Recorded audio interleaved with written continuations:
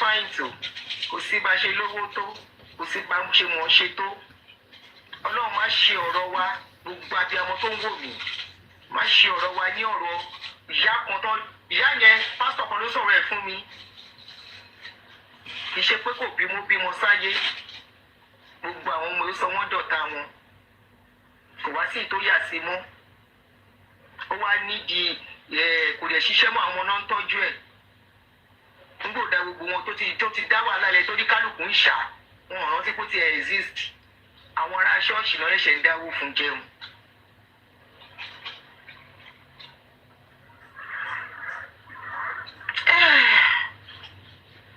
Ẹni tí ò jẹ̀bi ò lè kú gbì. There is something tó jẹ́ pílò gbogbo wa, conscience ni. Exactly. Conscience. Ni. Tó bá ṣe rere wà bá ń bẹ̀, tó bá ṣe ìdàkejì wà bá ń bẹ̀. Mi àdùnní ajé ò sá lọ bí kankan. Ìyá Mohbad ó wá ló ń kúnlẹ̀, ó ló ń bẹ̀bẹ̀. Failure ló ń jẹ́ bẹ́ẹ̀. Failure ọ̀pọ̀ failure, odó ọ̀pọ̀ odó. Òun ló ń jẹ́ bẹ́ẹ̀. Odó ọ̀pọ̀ odó ló mú ará àtajà sí ọ̀dọ̀. Ẹ wọ́n sórí burúkú ni. Ọmọbìnrin tí ọmọ mi ṣe pọ́ mi. Ọmọbìnrin tí ọmọ mi. Ọmọbìnrin tí ọmọ mi. Ẹ ní kú rẹ̀. Ọmọbìnrin tẹ́lẹ̀ náà. Wọ́n sọ fún yín. Wọ́n mú mi láti tọ́jú àná. Ọmọbìnrin tí ọmọ mi. Ẹ̀ka ọmọ mi bá kọ́kọ́ ní àbí. Ẹ̀ka ọmọ mi bá kọ́kọ́ ní. Ọmọbìnrin tẹ́lẹ̀ náà. Ọmọbìnrin tẹ́lẹ̀ náà. Ọmọbìnrin tẹ́lẹ̀ náà. Ẹ̀ka àkókò ẹ̀ máa kú tẹ̀lé ni. Ẹ̀yọ́ máa ń kú pàdánù. Voice note tẹ gbọ́ yẹn, voice note tó sọ wípé Omowummi ìyàwó Mohbad ibi tó ti pé bàbá ọkọ ẹ̀ tó ti ń bù. A lot of people wọ́n send the video yìí sí mi, wọ́n send ẹ̀ sí mi. Number one, mo ti sọ fún yín wípé ẹja tuntun ṣe kéde kan, omi títún ti rú, ẹja tuntun wọnú ẹ̀. I have told you guys pé some months ago fetí sí ni pé I am rebranding. My mode of doing shows is going to be different. With live shows here, I'm not finding it so convenient anymore, and that's apart. So once send our video, yes, a lot of people send this. Auntie.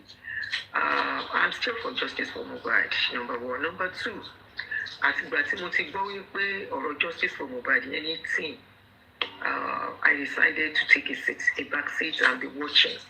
You know, we are, like I always say, we are not the government, we are not the courts that will give the judgment. And lórí fídíò tí audio tẹ̀gbọ́n tó ń sìn tó ní Wùnmí ló ń bú bàbá ọkọ ẹ̀, tó ń sọ̀rọ̀ sí bàbá ọkọ ẹ̀. Number one, àwọn méjèèjì náà mọ̀ nǹkan sílé tó ń yọ sí sílé ìfijó náà.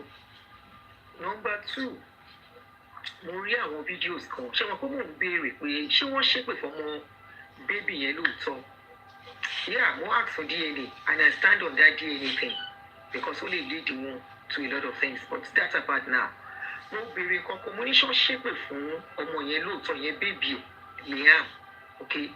And people were like, wọ́n ṣépè fún ọmọ yẹn, wọ́n ṣépè fún ọmọ yẹn. But I eventually got me ìfẹ́ gbé fídíò yẹn sí because ó wà repulsive for me.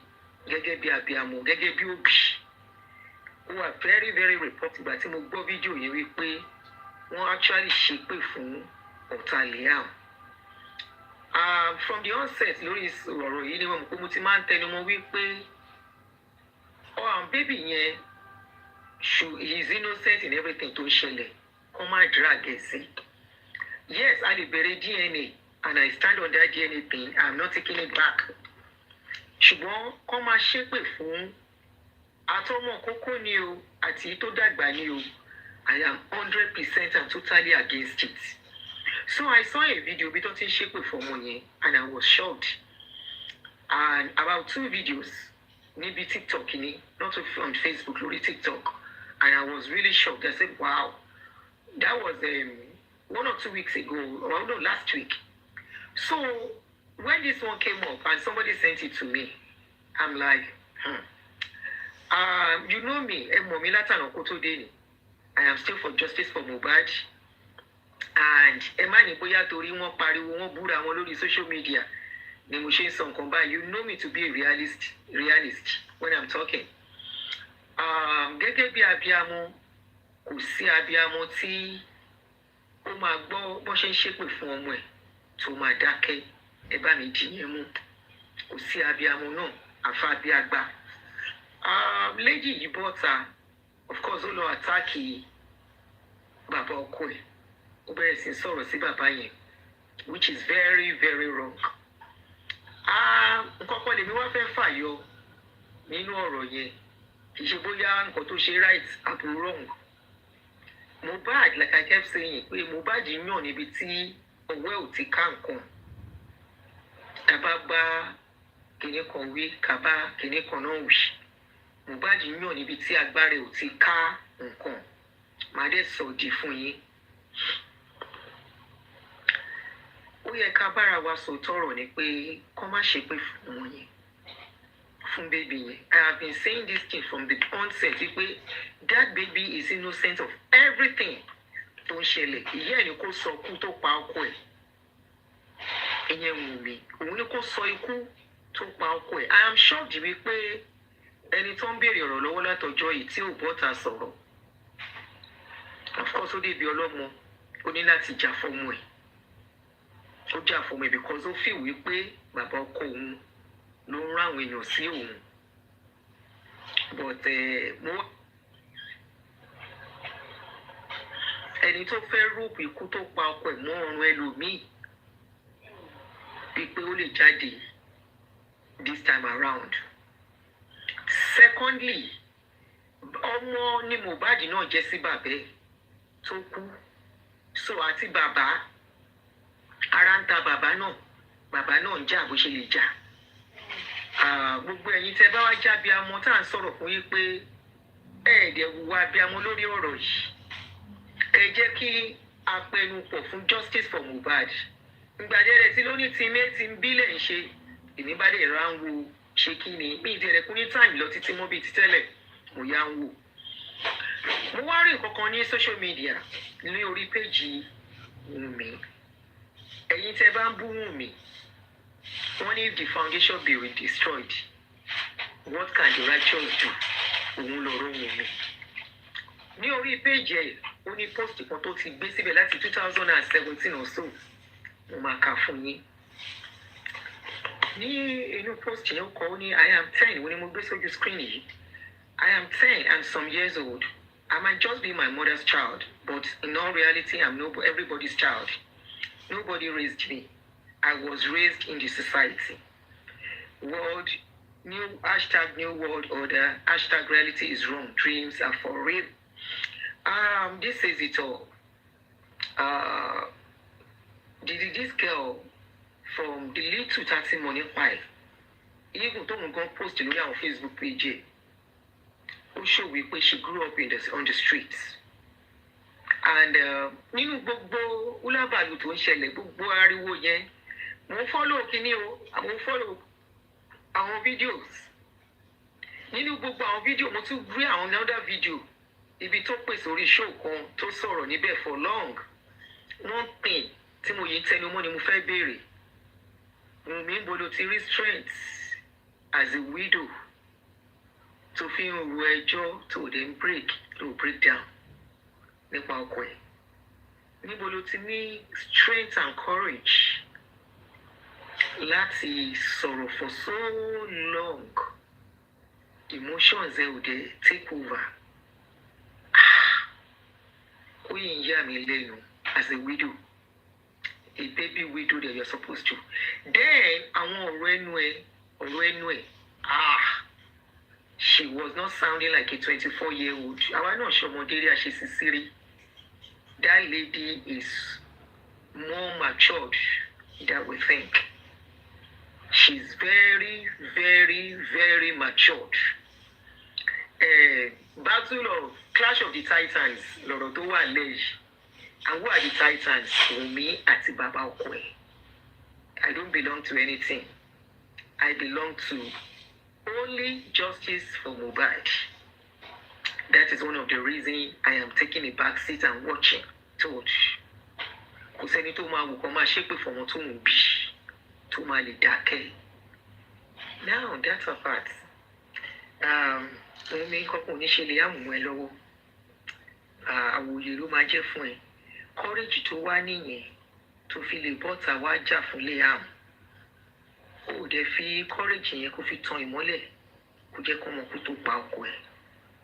Ọ̀tọ̀ nìkan tọ́lọ́pàá sọ, ọ̀tọ̀ nìkan tí wọ́n sọ, àti gbọ́ oríṣiríṣi nípa ìwọ àtọkọ ẹ̀ from direct sources lóríṣiríṣi. Bó ti jẹ́ wípé àmà bẹ́ bọ́ta lẹ́ máa sọ̀rọ̀. Má gbá àwọn kọ̀ọ̀kan. Ìwọ tó dáhùn olóòwò àwọn Nigerians ní explanation. The same Nigerians that are fighting for justice fún ọkọ ẹ̀. Òwò wọn ní explanation. Wow, just wow. Àbáwọn ọlọ́pàá àtàwọn alágbára tó wà nídìí ikú ọkọ ẹ̀ náà ni kò má sọ̀rọ̀. But ìgbà tó débi ọmọ ẹ̀, ọmọ ò dẹ̀ ju ọmọ lọ. Ìgbà tó débi ọmọ ẹ̀, ó fò bọ́ta láti wá protect ọmọ ẹ̀. So kí ni bàbá Mohbad ṣe wrong tó bá protect ọmọ ẹ̀ lọ pé kú tó pa ọmọ òun fẹ́ mọ̀ tó bẹ̀rẹ̀ sí sọ àwọn kankan jáde. Nǹkan tó ń pè ní abiyamọ nìyẹn. Ìwọ náà ti mọ nǹkan tó ń pè ní abiyamọ lára. Òfú sáré fò bọ́ta, òfún bàbá yẹn ní ohun. Ní ìdè fọ́ọ̀tẹ́, kò sí bí abiyamọ ṣe lè jà tó bá ti kọ̀rọ̀ ọlọ́mọdé. Mohbad ọmọ 26 years old. Ó fò ṣọlẹ̀ ní controversial circumstances.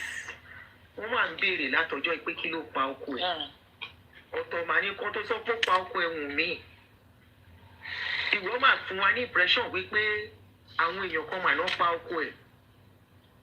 Ó ní wọ́n ti pa á, ó ní ṣé wọ́n ti wà satisfied. Ó sọ wípé ó pe nurse.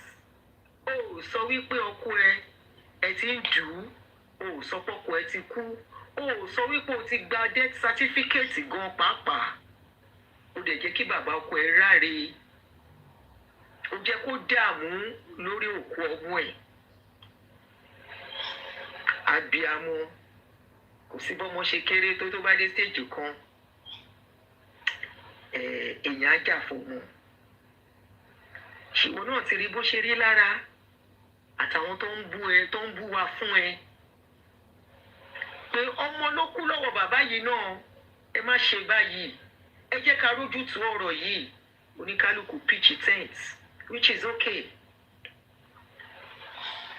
Ọmọ ló kú lọ́wọ́ bàbá yìí. Kí ló pa ọmọ ẹ̀? Àwùbí wo ló gbàdúrà kóun rókò ọmọ òun lẹ̀lẹ̀? Wọ́n lè ti ẹ̀ ń bá Omowummi. Ìwọ tó jáde sọ̀rọ̀ bá wa ṣàlàyé tó ṣe jẹ́ pé abẹ́ step lẹ tẹ́ òkú Mohbad sí. Ìwọ tó ti ní courage àti wá sọ̀rọ̀ wá jà fún Liam, jà fún ọkọ ẹ náà, ṣàlàyé fún wa ìdí tó fi jẹ́ wípé ẹ ti ẹ̀ ń bá Mohbad kí bàbá ẹ̀ tó dé. Ṣàlàyé gbogbo bí tẹ́ ti gbé lọ, tẹ́ ti gba death certificate, tẹ́ ẹ̀dẹ̀ sọ fún bàbá. Ṣàlàyé ìdí tó jẹ́ kó gbé ọkọ ẹ sí mọ́ṣúárì Wùnmí. Ṣàlàyé.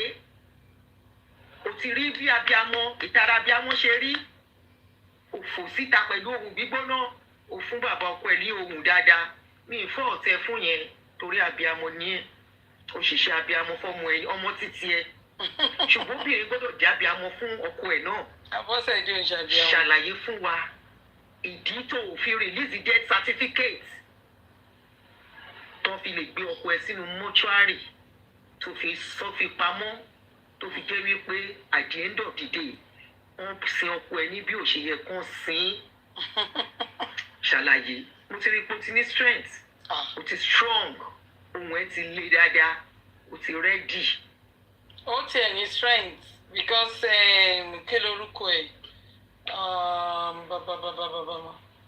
Karimot àtọ̀lé. Karimot ní 2 months lòun lò Nàìjíríà. Ó dẹ̀ lóun máa ń gbé lọ sọ́dọ̀ àwọn ẹbí bàbá ẹ̀. That 2 months o.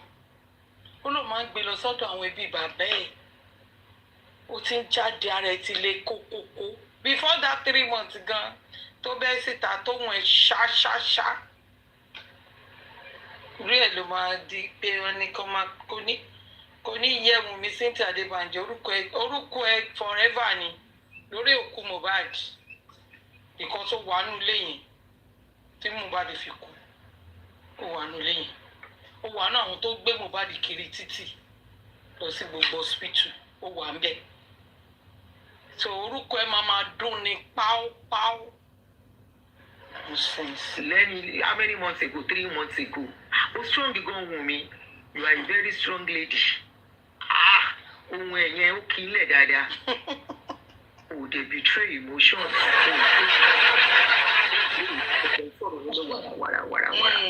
Me see, moving wow, Potoni, courage at the strength, then selling Johnny, hello, Busherin, Yagbalagba. But I don't know what to name but to put on. Konomamu. Àwa yìí náà rí irú ìrìn àjò yẹn àmọ́ bá ṣe rí láti lanu sọ̀rọ̀ báyìí ẹkún ni wọ́n bá béèrè nǹkan kan nípa ọkùnrin yẹn lọ́wọ́ wa ẹkún ni Wunmi strong bá wa ṣàlàyé ìdí tó fi release death certificate bàbá ọkọ ẹ̀ àbí death certificate ọkọ ẹ̀ fún bàbá ẹ̀ tó fi jẹ́ kán sáré sin òkú ẹ̀ wàràwàrà.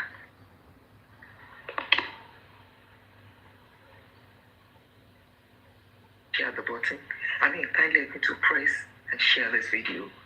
I think it's high time to be voted in a country where I have seen leaders, the way they address public, when there is a public issue, where they try to pacify, where they try to comfort you, where they try to consider that whatever you are asking is your right, and they talk in a pacifying tone that will give you hope.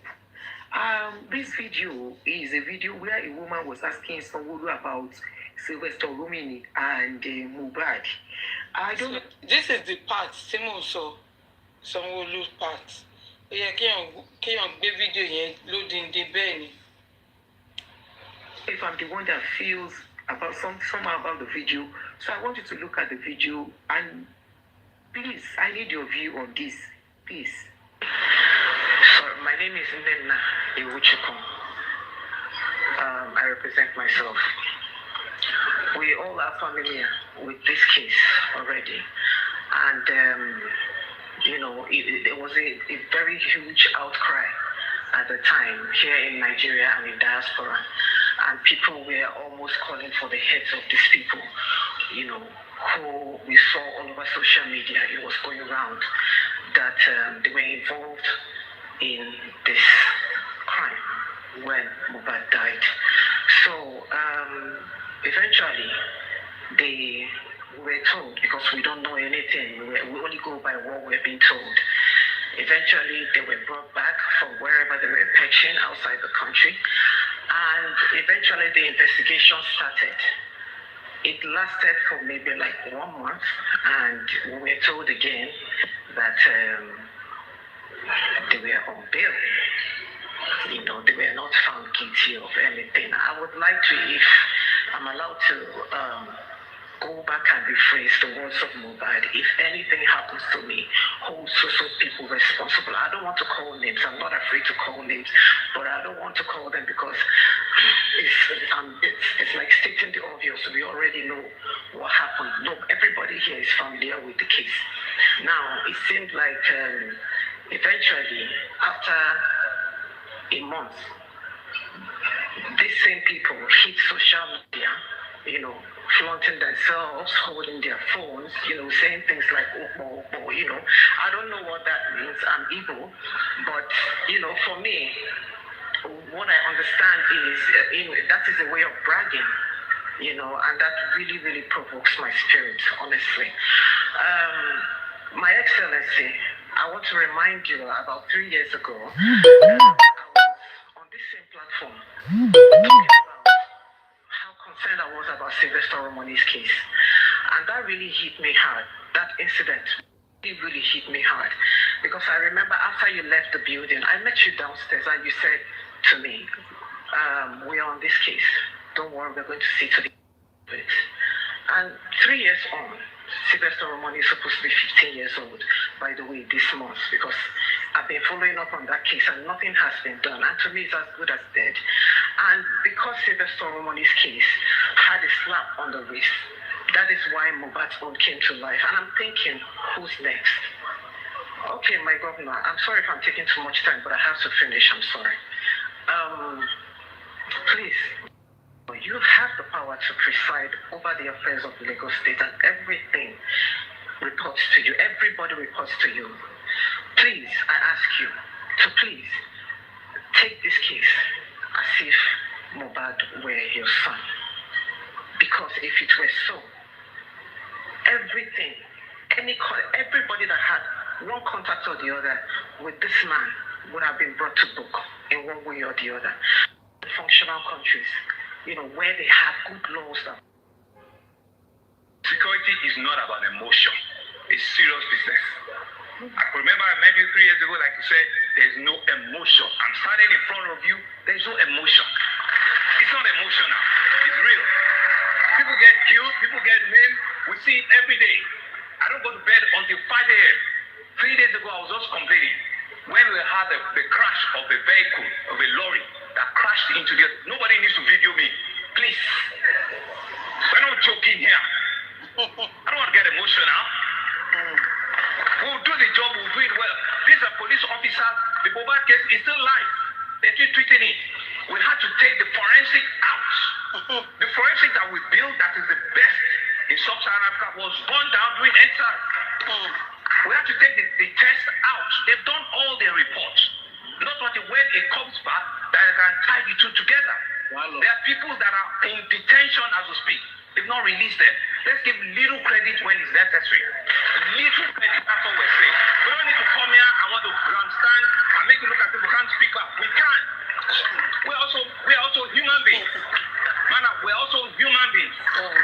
We get to do this job with everything that we have. Okay? Thank you very much. If you like, shout from now till tomorrow. We are asking justice for Mohbad. Justice for Mohbad. Justice for Sylvester Oromini. Justice for Bamishe. We are asking for justice. You are the sitting governor of that state. What has that woman said that calls for your vibration and the way you were screaming and talking like you were in a fight with her? You are a leader, for crying out loud. Leaders are to pacify the citizens with some words, not to look like as if they are in a fight with you. That woman is right. Naira Marley is outside. Sam Larry is outside. The people that were with Mohbad 24 hours to 48 hours to, they are still walking around freely. And we are asking questions. Nobody is talking. She has a right. If the police has been giving feedback on this Mohbad case, we will not be here today. We are relying on what the public is saying. We are relying on what bloggers are saying. We are relying on them say.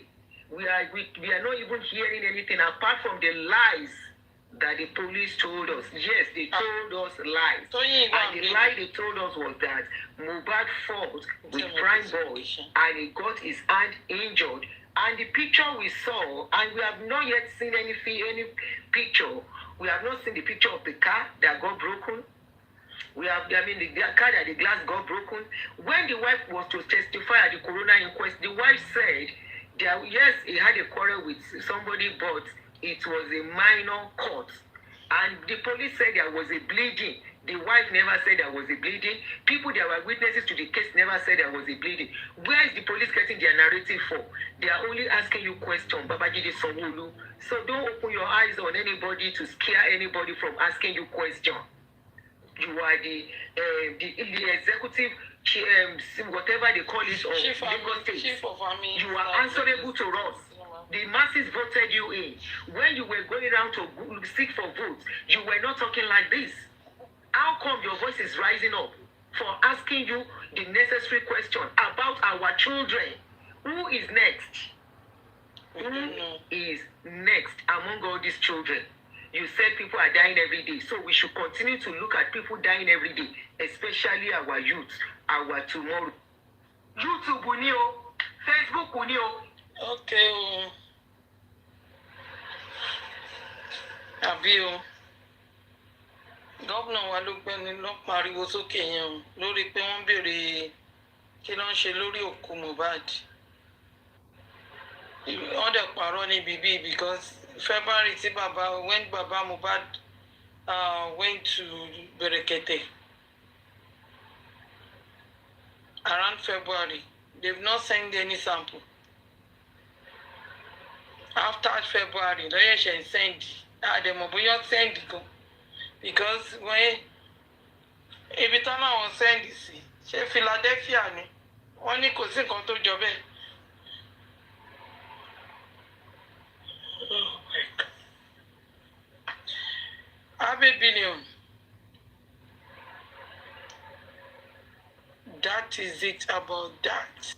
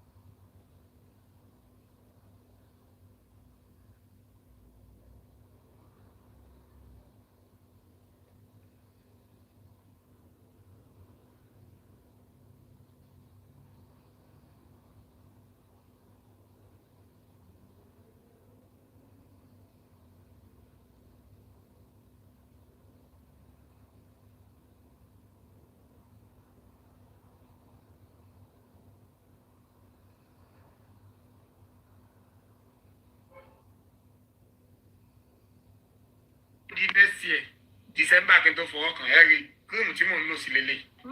Ọkàn lélẹ̀. Nothing tẹ̀sí cream mo fẹ́. Ẹ máa wọ̀ orí tẹ́ bá ti fẹ́ màá bá yín fẹ́ ọ̀gá tó lélẹ̀. Mi ráyè mú ṣiṣẹ́ lọ́wọ́ tí mo bá ń fasẹ́ mò ń fasẹ́ tí mo bá ti fasẹ́ tá a kọ́ ló kù. Ẹ ló ti ra fún ó ti ra bàtà ráyè lọ owó mọ̀ bá mi. Ẹ wò pẹ́ẹ̀fù tuntun lélẹ̀. Kí lorúkọ ẹ̀? Ẹ wò ó máa lọ wà lára rẹ̀ ẹ wò dáadáa. Ṣé wùdù ni? Wo tiẹ̀ lọ. Ọjà ó bàjẹ́. Ó gbowó lọ. Jẹun. Abẹ́ ìtọ́jú ara ẹ̀. Òwò rí. Ìbọn mo ti. Méjì mo rà. Same thing. Ó wá ra méjì. Kí lẹ sọ? Ó ra pep same thing méjì. Mo lè rẹ́ tí mo fẹ́ fún lẹ́yìn ọkàn tó bá jẹ sí mi lórí náà. Okay. Ó dẹ̀ lè bá mi sẹ́ǹdẹ̀. Kí lẹ sọ? Mo láìkẹ́ ṣó máa bá mi sẹ́ǹdẹ̀. Àti dé Canada náà ni wàhálà ó wà náà pálí mo lè sẹ́ǹdẹ̀ wáyé náà. Ìdí Canada náà ni wàhálà. Ìjọ mi ni, Abe, ìjọ mi. Anytime tí bá ti rí báyìí, màá rí yàn bọ̀ fún ni. Yóò gba ẹ̀bùn. Àwọn èèyàn máa ń bú mi pé mi èwu ẹ̀wù mi èwu ẹ̀wù. Ẹ wo bí mo ṣe bẹ́ wulẹ̀, ẹ wo báwa mi ṣe fresh. Ẹlòmíì tó bá bẹ́ wulẹ̀ báyìí. Ifo, làpálàpá, èèná, kúkúkú náà. I'm proud of myself to bẹ́ wulẹ̀. You are proud. Ó yá tán. Yes, I'm proud of myself to bẹ́ wulẹ̀. Tán jẹ́ wẹ̀. So kan ṣe tí wọ́n wọ bọ́ksà táwọn yẹn ń ṣe báyìí. Ẹ tí ì l'Amẹ́ríkà. Káwọ̀ ẹ̀yìn ẹ̀ tán. Ẹ tí ì sóyè l'Amẹ́ríkà. Àrí. Ó ti gbé ẹrù. Mẹ́lẹ̀. Abioye ó dàrọ̀.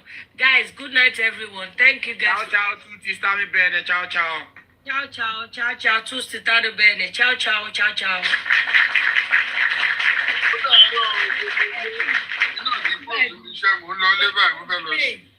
Ajibade, Mama Sabot, Zanzi, all of you. I ṣé gan, mo appreciate.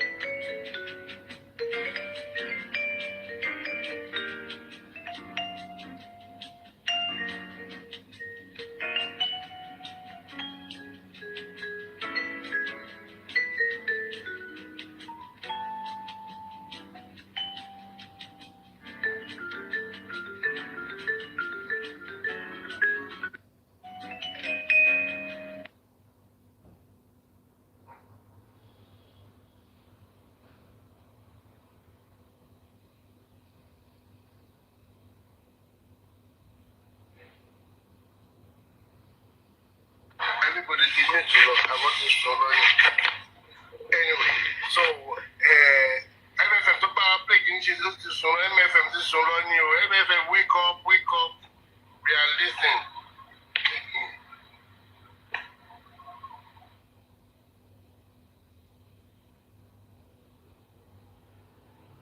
Let me respond to some of the comments about move on skip because normally I don't really respond to a lot of people, especially if I don't know you. I can see some comment whereby some people will say Mumbo Priscilla, Mumbo too. Some of the, if I go anybody, then I would try not to do so because of course it's not my platform. But I think by Mumbo juice or Priscilla, you guys really serious. Give me evidence or anyway, they would be able to use Priscilla. Even the weddings, I was so happy for their wedding. In fact, putting everything I have in my life on the day Papa Priscilla don't work with Priscilla, with the white wedding don't work. I was crying, looking at Juma crying. I feel that guy, I feel their love, I have people that say, okay, their wedding will not last. I don't say amen to it. I will never wish anybody bad because I know it's a good thing. It's something I have always had a dream of. I want the same thing to my own children. So why will I wish them bad? There was a book here, so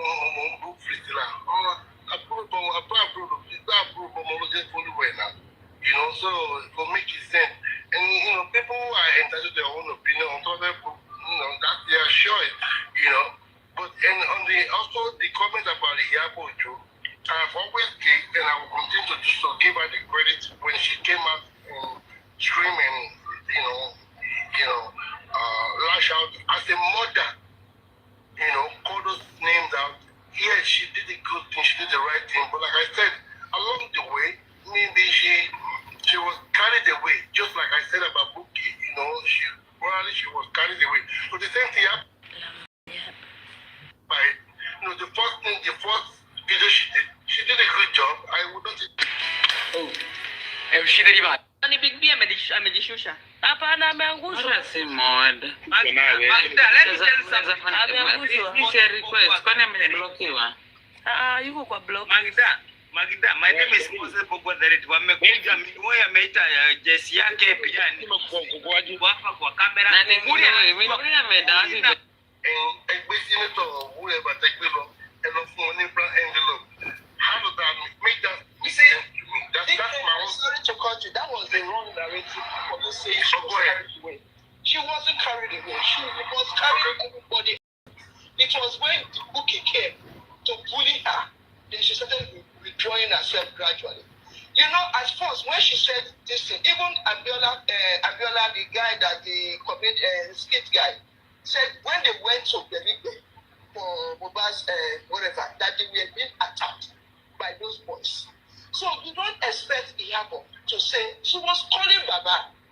Baba was the one who gave her to go ahead to do what she did at the initial stage. She was carrying Baba along. I wasn't aware of that. No, she was. We went to the same. So far, I was not aware that she asked for permission. You people want us to do this for you? Papa said yes. Go ahead. I was not aware of none of that. She said so. She said so at the initial stage that they called Baba. That was why Baba was the one who gave them that go ahead. She never went on her own accord. Even though she wanted to come out, she came out. So let me quickly finish. She came out and she carried everybody along. The issue of giving envelope to Mama, Iyabo never brought any senator to come and give envelope. Those people gave envelope out of their own volition, out of their own free will. They just felt like it is. And secondly, she brought those people to come and greet. She did not bring anybody. She did not bring because of the envelope. No, she did not bring anybody. Because you know what? When they talk about justice, let's be clear on that. Let's take to this one real quick and let's get it clear out. Now, and Iyabo and if I'm not mistaken, and whoever they have this influence, they have this connection, they know these people. You did not allow me to finish my statement. Let me quickly finish before you. Okay, I don't want. Okay, when they said, Baba, Baba cannot be in Baba's house. Baba is in Ikorodu. Mohbad was in Mohbad's house with Wunmi and everything.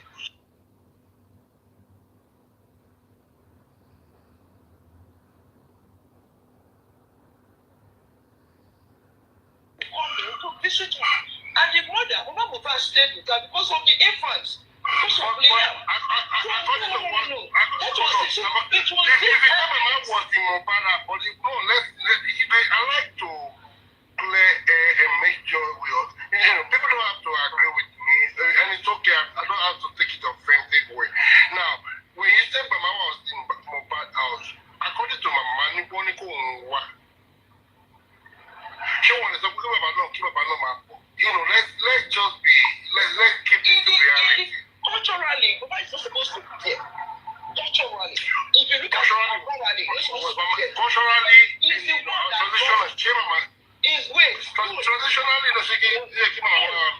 Baba is supposed to be there because he is the one who lost the child, and he has his own house. Assuming the mother was there just because, both of them were not together. The mother was there just because of the baby, and when people were coming to visit, definitely people felt that why would such an innocent guy die? And I asked the child, that was why people were contributing. According to our tradition, let me say this. If you want to talk about our tradition, our culture, do you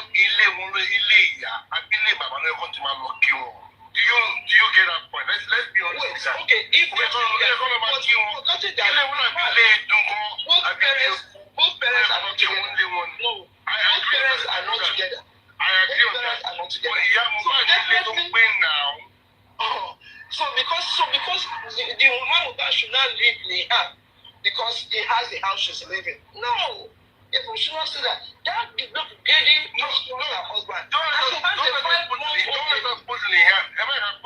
No. There was a 5 months. It's not about Liam right now. Do you get it? Not Liam.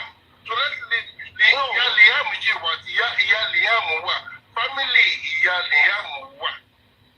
Both parents not lose on more.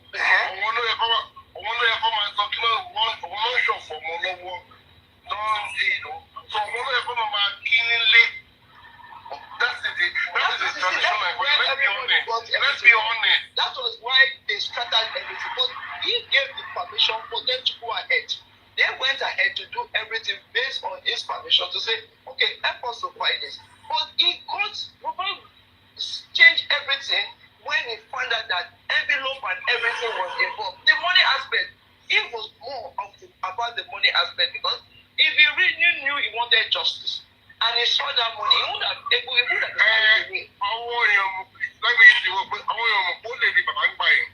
use that one.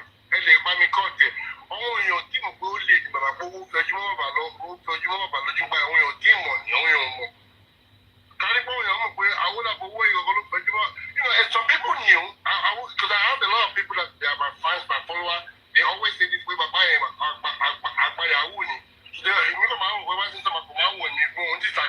just listen to them.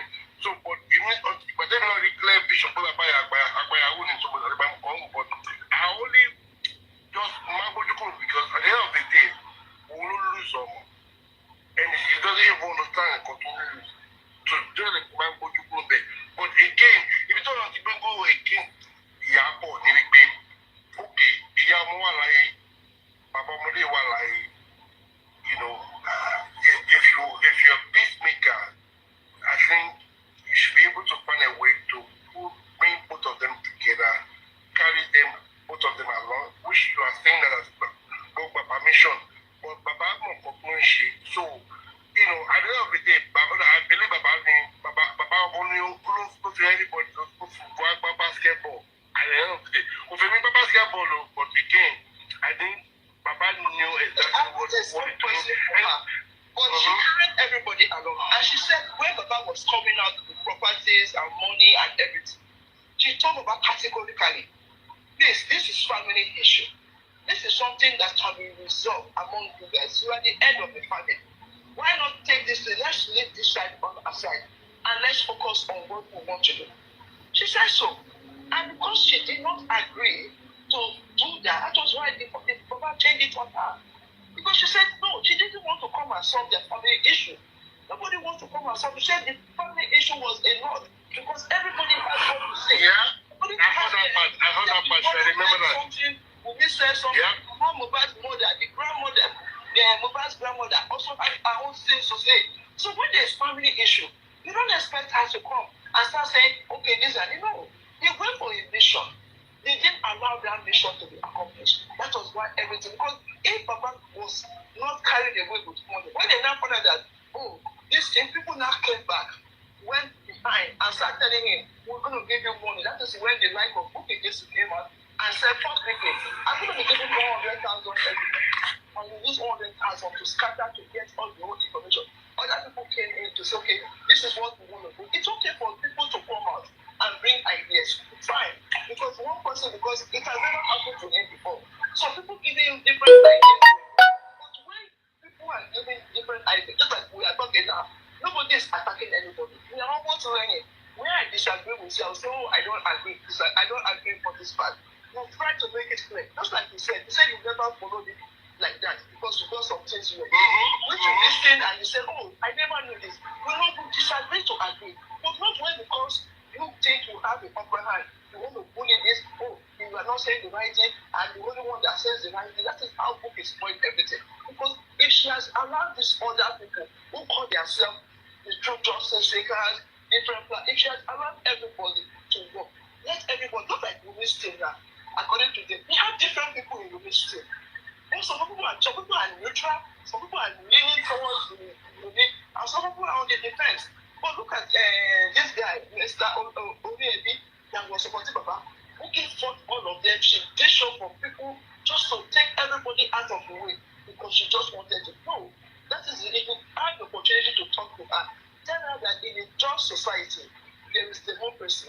It's good people express themselves. You may not agree with somebody. For leadership, for you to be a good leader, you have to be a listening leader. You have to listen to what people are saying. A leader does not even say. A leader listens and take a decision. If you think you wanted to be the one who wants to share that true justice for Baba, you would have listened to so many people. Everybody would have come together to say, okay, you will not agree with anybody's idea. Nobody knows it all. But everybody, when people bring their different opinions out, they disagree. At the end, they will come to an agreement. And it's okay, me being the spokesperson, is this what we all agree on? They will say, yeah, okay, let me go out and take the message out. Not when people come out because they don't agree with you. You go and bring their husband's picture out. You go and bring their children's picture out. You bully them to silence. You cause their family. You cause their children. You do this, you do that. And at the end, because if she has been playing, she has carried everybody along. And she said, oh, I don't want to play anymore. People will say, oh, you tried, madam. You really tried. We know that you were really sitting for. All this one that people are accusing her, she would have gotten glory. Because so many people bow out honorably. It has said, oh, this thing, I don't think there's Edward. I'm not going to do it anymore. I'm just going to go. I'm not going to say anything. That glory would have been given. She would have gotten that glory today. But just because she tried to lock everybody, she tried to bully people to silence, she tried to gag people. She wants you know what to tell when they gag you that you cannot talk because, oh, I'm scared. If I come out to say, she'll come out for me, she'll come for my children. So people could not express, like, okay, they left her. And when Madam Louise Grace hijacked the thing from her, now she was crying because she was the one who took the power of Anthony. She was the one who rooted for Muyiwa. Oh, Muyiwa is the best family. She put everything because she has a bigger platform. Most people believe that if she was doing show there, she would be getting more than 2,000. Oh, I'm coming out. Everybody will be listening. So many people will be listening to her because they were thinking she was coming out with information. But now, at the end of the day, look at how she's just people, everybody saying good about her. This is when you talk to her, tell her, in case she's trying to do anything and people are coming out, let her be a listening leader. Let her listen and listen, not only guiding people up to tell them you cannot talk. I'm only going to be the one. No, no man is an island. No man knows it all. So please, that is my own submission. Thank you. Thank you. You're very welcome.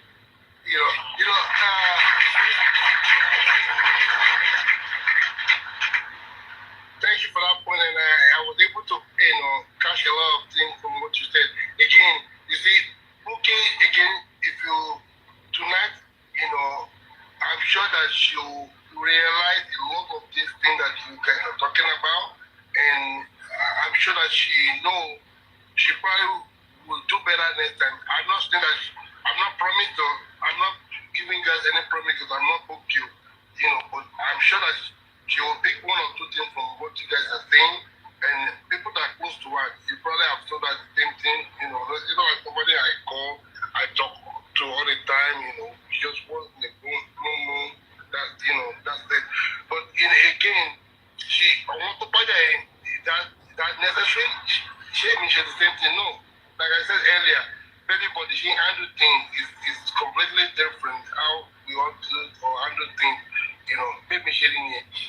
Then let me just quickly go back and make one point regarding to Iyabo. And this is not because people, for me, I don't hate nobody. Some of the mistakes, they will blame for cookies, but we should realize that our papa is showing mistake. We are going to come out also. Now, as Iyabo big as she is, for me, I think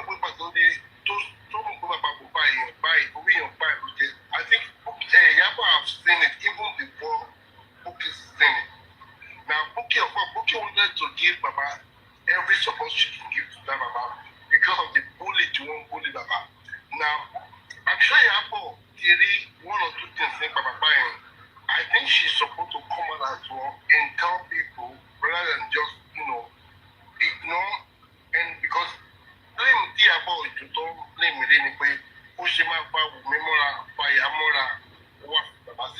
someone like me, that's how I feel.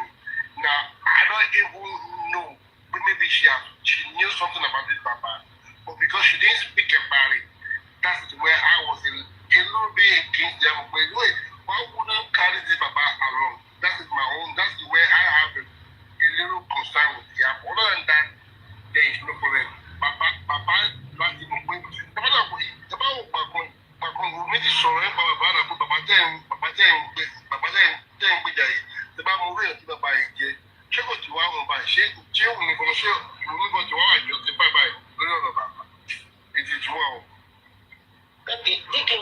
so one or two things nípa ti Iyabo àti bàbá.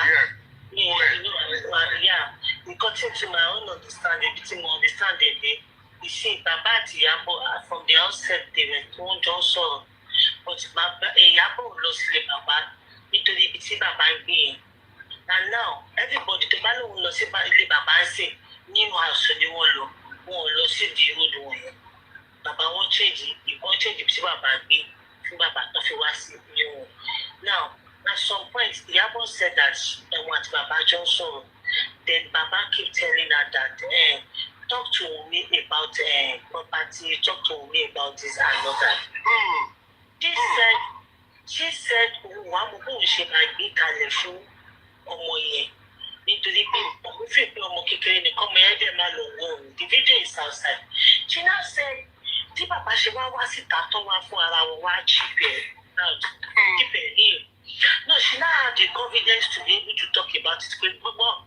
Baba always fi ẹjọ́ ẹ̀sùn nípa ilẹ̀, but Baba has told her before coming outside, but she doesn't know how to put it to that girl because of what just happened. So she was like, justice for Mohbad ni Baba. Ìjọsìn Baba wa sọ níta. Wọ́n ní, hey, Baba ọkọ ẹ̀ tiẹ̀ sọ báyìí fún Baba ọkọ ẹ̀ sọ báyìí fún mi. She said before she would respond, it was even her sister that responded. Báyìí ni o. And she told the girl pé ló wá bí ìwà tí bàbá ọkọ ẹ̀ ṣe máa yanjú ọ̀rọ̀ ilẹ̀ o. Because pé justice for Mohbad ni gbogbo èèyàn sọ. Bí kò sí anybody tó ní interest sí ọ̀rọ̀ ilẹ̀ yìí o. Ẹ má gbé ọ̀rọ̀ ilẹ̀ wá síta, ọ̀rọ̀ family wá síta. Nobody have any interest in that. Tó ṣe sọ nìyẹn. And before you know it, people like wọ́n fi pé wọ́n manipulate Baba against this person. And now she said, òun padà lọ bá bàbá sọ̀rọ̀, wọ́n jọ sọ̀rọ̀. So òun sọ fún bàbá pé òun ti bá sọ̀rọ̀. This is the explanation to on phone. Baba flare up another, but she cannot really dip herself into the whole matter because she not know the genesis of the matter. She's not know who is lying and who is not lying, and she not know how to be about our couple here. Now, about the casket and everything, she said she talked to Baba, she talked to Blessing, she talked to everybody. Got to phone when go ahead. When it back to people turn it to be Iyabo Ojo ló jẹ́ kí lady yẹn máa kí búkì rẹ̀ tóun mi máa ní weeks pé Iyabo Ojo ti support ẹ pé ẹni pé ó lọ kí màmá nílé kí ló dé tí ò ṣe wá kí ibẹ̀ ni má nìyẹn náà ti bẹ̀rẹ̀ sí ní pé ó lọ kí màmá nílé pé kí ló dé tí ò ṣe wá kí and Iyabo Ojo said ibi tó ń gbé another according to her pé ibi tó ń gbé another àwọn tẹ̀wé bí àwọn máa bá wọn pé and before you know it dragging bẹ̀rẹ̀ and she just stay on her own and the Baba too come and church and church outside that ẹ má ṣe ọmọ àwọn ọmọ o ẹ má ṣe gba she made a video. ọdún kó tí bàbá lórí nìyẹn. So bí gbogbo vision yẹn ṣe wá láti ibẹ̀ yẹn nìyẹn. So that was our own explanation. Outside though, don't sunny outside there's a video for that she made concerning that. So that was our own video for that. Yeah, there was a video for that when she was explaining herself. It's not as if they wanted to do everything together, but Baba felt like money could buy muscle, and she said, "Oh, my boy, she money. Oh yeah, look, me like if uncle Baba could, no, she didn't just focus on something. Hello, your jaw rolling. Do not let it come outside." I got down your interest is in it, justice for woman. Property or no property, because everybody don't need interest is in. And she said it was her sister that explained. Emma down, shall look for a way to my your joy. You understand? Don't she call Lori. But maybe Baba felt, oh, you're calling Pasha fool, or my every, oh yeah, no go with Baba. Yeah, no she buy. Maybe to ṣe bàbá ni tí wọ́n ti division ti wá wà ṣàìjọ tí bàbá fi táwọn èèyàn fi wá and meanwhile you know àwọn èèyàn tí fi pé Iyabo Ojo ti take side ó ti wà against NM which is Naira Marley ó ti wà against Naira Marley wọ́n ti fi and owó ti bàbá Ìjẹ̀ṣà táwọn kan ń gbé bọ̀ tẹ́lẹ̀tẹ́lẹ̀. Owó ti bàbá Ìjẹ̀ṣà táwọn èèyàn ń gbé bọ̀ tẹ́lẹ̀tẹ́lẹ̀ so. Uncle joined everything. They started their bullying, they started all sorts of things, and Baba step aside. The same thing, no, see or lawyer talk by it. This popular lawyer not talk by it. No. This was how they manipulated Baba. No, not Team Mikoko Loba. Falano. It was Falano. When me and Mama went to go and meet Falano, so Falano reached out to Baba. This was how they also manipulated Baba to stay away from Dama. Falano reached out to Baba, Baba, Mama like that you, Iyabo ọmọ yín wà níbẹ̀. Did you know what Baba told the man? Baba said, ẹgbà lọ́ba lọ́yà mi, kẹ́gbẹ́ lọ́yà mi, kẹ́ bá sọ̀rọ̀. Jọ̀kẹ́ bá ráyọ̀ lẹ́nu wá, kẹjọ wá rí mi. You know? Kọjọ wá rí mi, ìlọrin sáà tó fẹ́ ṣe gbogbo kọ́ lọ rí lọ́yà, make you talk to your lawyer, kọ́ wá jọ fix the time, kọ́ wá rí bàbá Mohbad. No, that was how the man did not just like, I'm not going to collect money from this job. Mo fẹ́ ṣe gbogbo and bí bàbá yẹn ṣe tó, how do you expect Baba to come and see you at home? Like I don't understand, ní ilé ìgbẹ́ lọ́nà yìí. So that was how ìyẹn náà ṣe tó ṣe di kiri. The really, they share so many people away from that Baba, but it is what it is. They've manipulated everybody, and that is why we are there we are today. So now, moving further, so are we still fighting for justice now? Baba lost the way. Baba said I was saying fight for justice, but people said they are no longer interested because Baba did not sign. Okay, why? Let me play. Okay, why? When you keep Baba sign, let him kiss you to play for the below. When you keep Baba sign, orúkọ 42 people. Orúkọ 42 people yẹn, according to them, wọ́n ní Ìyábọ̀ wà ńbẹ̀, wọ́n ní Sanwó-Olú wà ńbẹ̀, àwọn Ìyábọ̀ wà ńbẹ̀, VDM wà ńbẹ̀. Okay, for Baba, for somebody to more, to be better, more be better. So you go seek legal advice or not. So you go be where you are, because you go be where you are. Baba sign it for based on what? But they say Baba should sue them now. They say now 50 people in the house. 50 people in the house. Now, someone who pé kò ṣiṣẹ́ dáadáa bí àpò pẹ̀lú àwọn tó máa ṣe Tinubu and Iyabo, Davido, PDM. Kí bàbá sùn àwọn tí wọ́n sí ń bẹ̀, kí bàbá fún ọ̀rẹ́ lẹ́mọ̀ tó mọ̀ what is going on in the house. Àtàwọn tó wà nínú ilé náà kí bàbá sùn wọn ìkẹwàá ìkájẹ má lọ jìnnà. Ṣé tí ọba fẹ́ sùn kan tí ò ní gbé pépà yẹn kó gbé lọ sọ́dọ̀ legal advice ẹ pé ẹ má wò ó ṣé mo máa náà bàbá nígbà táwọn bàbá wọn gbé pépà yẹn fún bàbá wọn kàn ní kí bàbá sign táà tó gbọ́dọ̀ jẹ́ kí n sọ text mi lórí fún ẹ lórí kí yẹn fún. So bàbá wa ní pé ìwé tẹ́ ní pé kí n sign they did not discuss it with him o. Wọ́n kàn gbé fún Bùrẹ́sì dẹ̀ pé òun pé káwọn wá sign. Bùrẹ́sì wá ti ń pè wọ́n for good 3 days. He now said, ṣé tẹ́ pé mo jẹ́ kápẹ́ntà kò ṣe máa ní kí wá sign ìwé. He now called this city. They are called critical thinkers, but I'm going to be calling them city.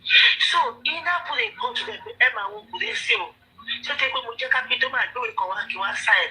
Then just go and say àwa láàárọ̀ wọn wà. Wọ́n ní ẹ̀yin lẹ́yìn wá kẹ̀.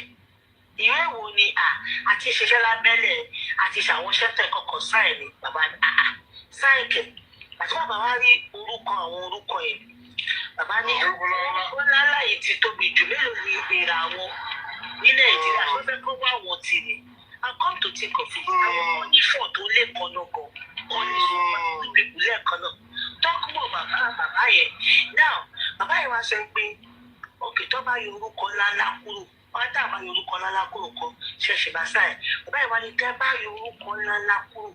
Màá lọ gbé fún lọ́ọ̀yà kí tó tún lè sáì.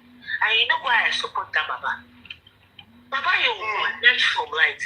Péèjì tó gbé wá lè jẹ́ kẹ́ kọ́ ni kó sign the last one. Kó má rántí fi ìníṣà sí gbogbo àwọn yòókù. Kó jẹ́ pé every other àwọn àyòkù wọn máa change ẹ̀ tó bá kúrò rẹ̀. Kó jẹ́ pé nǹkan mélòó máa wà bẹ́ẹ̀. And ìwà ó ti fi signature ẹ̀ sí.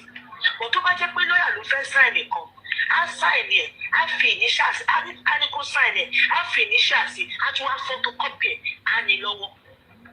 But you people are saying, fẹ́ kó lọ gbé Básítù, torí Ṣítù kì í ṣe lọ́yà gidi.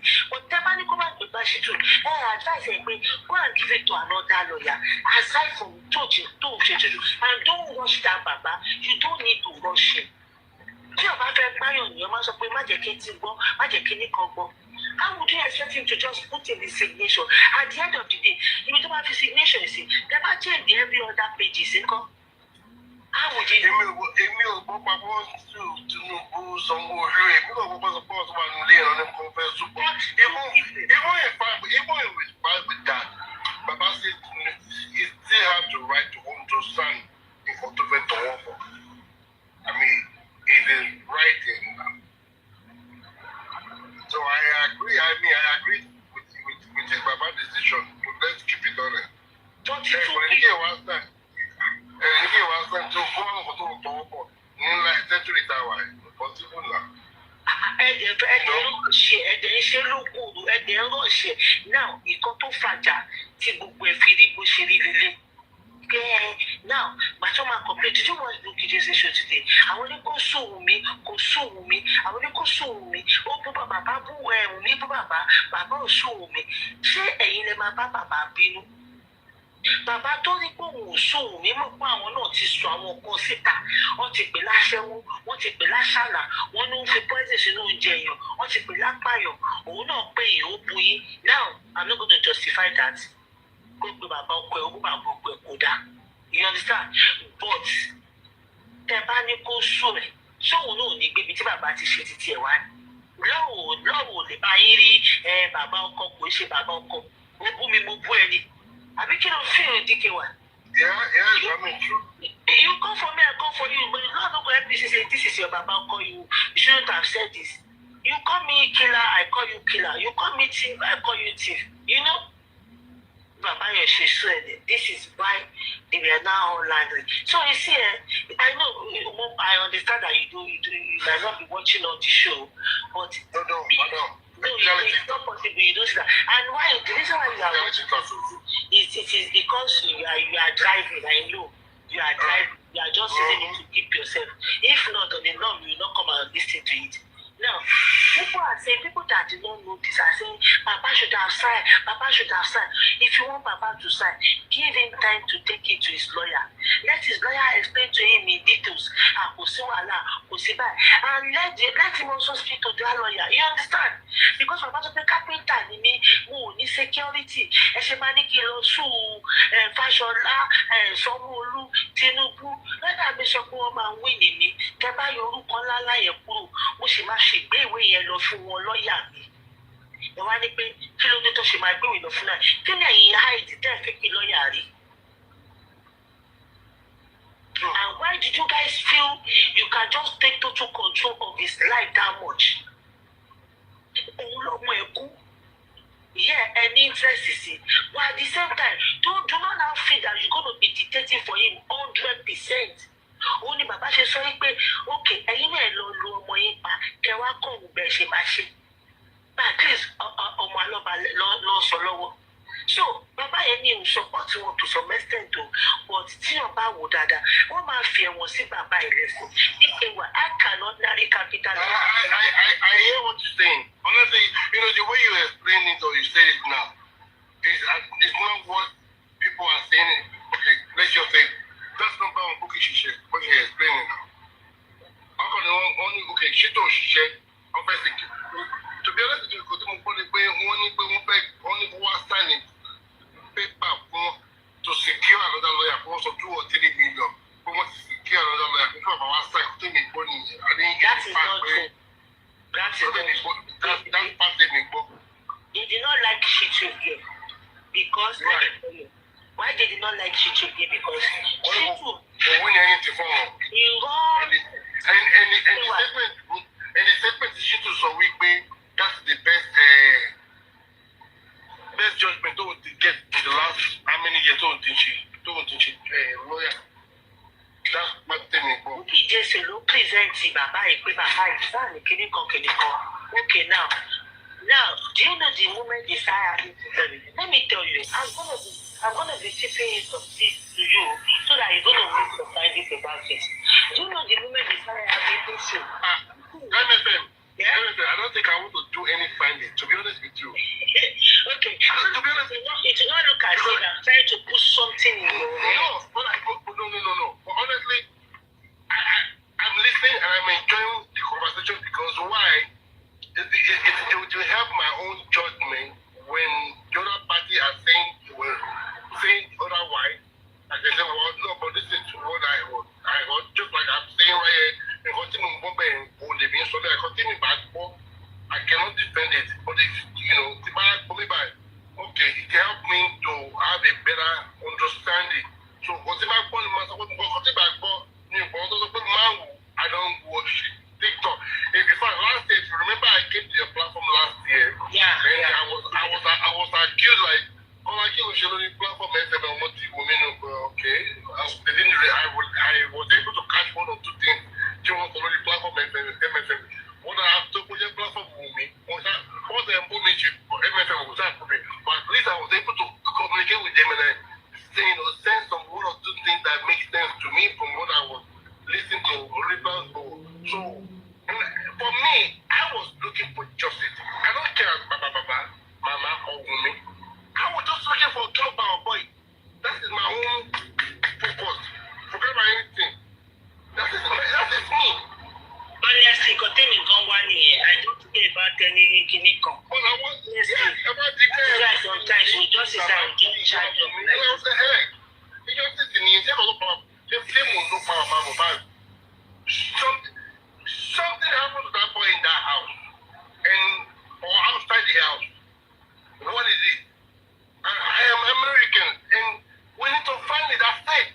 Now, but the way it is now, it looks like every one of them, including family and friends, knew something. MFM telling me at the what happened to this guy?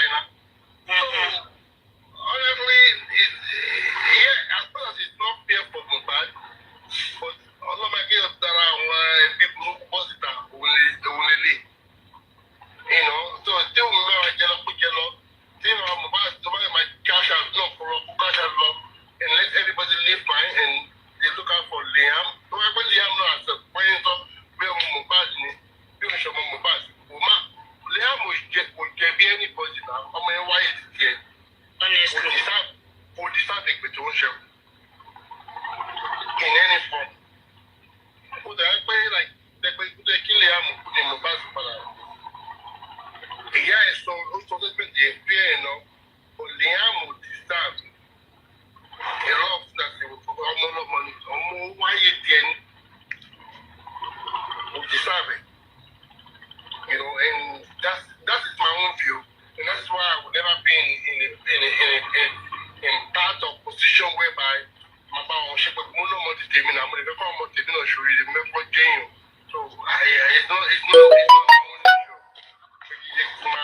Why it doesn't bomb no, I will never do such a thing. You know, it's not even as an American, we don't even that we care. I care almost. So that's not our nature here in America. So, but so far, I don't know. For me, if anybody should ask me, go to hell. For me, go to hell, master. Just go to hell. Just kill me. That's my own submission. Everything she did. Everything what is everybody. It's okay. I call you to bad tell just because what you do.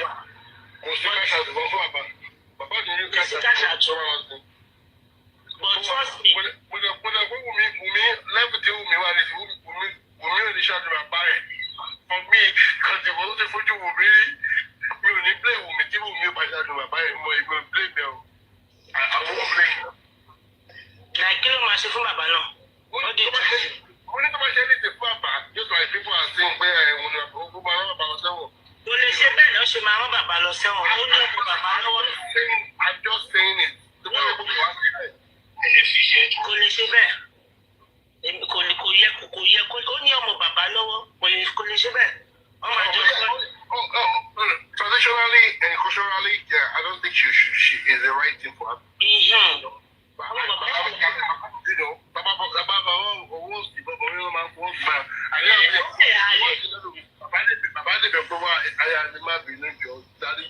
mean, that's totally the worst scenario. If you come to that, you know, so àwọn gbé bàbá ọkọ ẹ̀ grandpa àwọn gbé lọ sẹ́wọ̀n àwọn àjòkó sílẹ̀.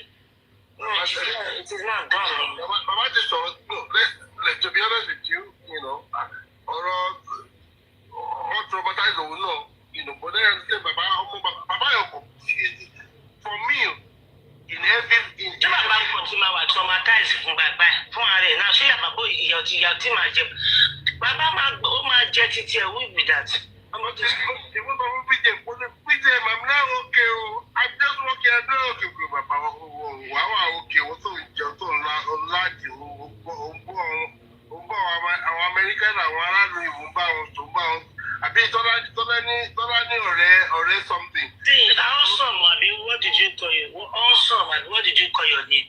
You can be in that profile and type whatever you like, eh? Me, till thy kingdom come, I will not support Wumi to send our own father-in-law to jail. Lie. I'm saying it, Belububenomi. Benny. Only Ale to some extent, but go so quick. Bàbá ọkìnní òun lọ sí ẹ̀wọ̀n. Bàbá fẹ́ ṣe títí ẹ̀. Kọ́mọ̀ kó wọ́n sùn Wùmí kọ́ lọ sùn ẹ̀. Bàbá ò jẹ́ kó sùn ẹ̀ náà. That's a good point. You are not on our side. You are not on our side. I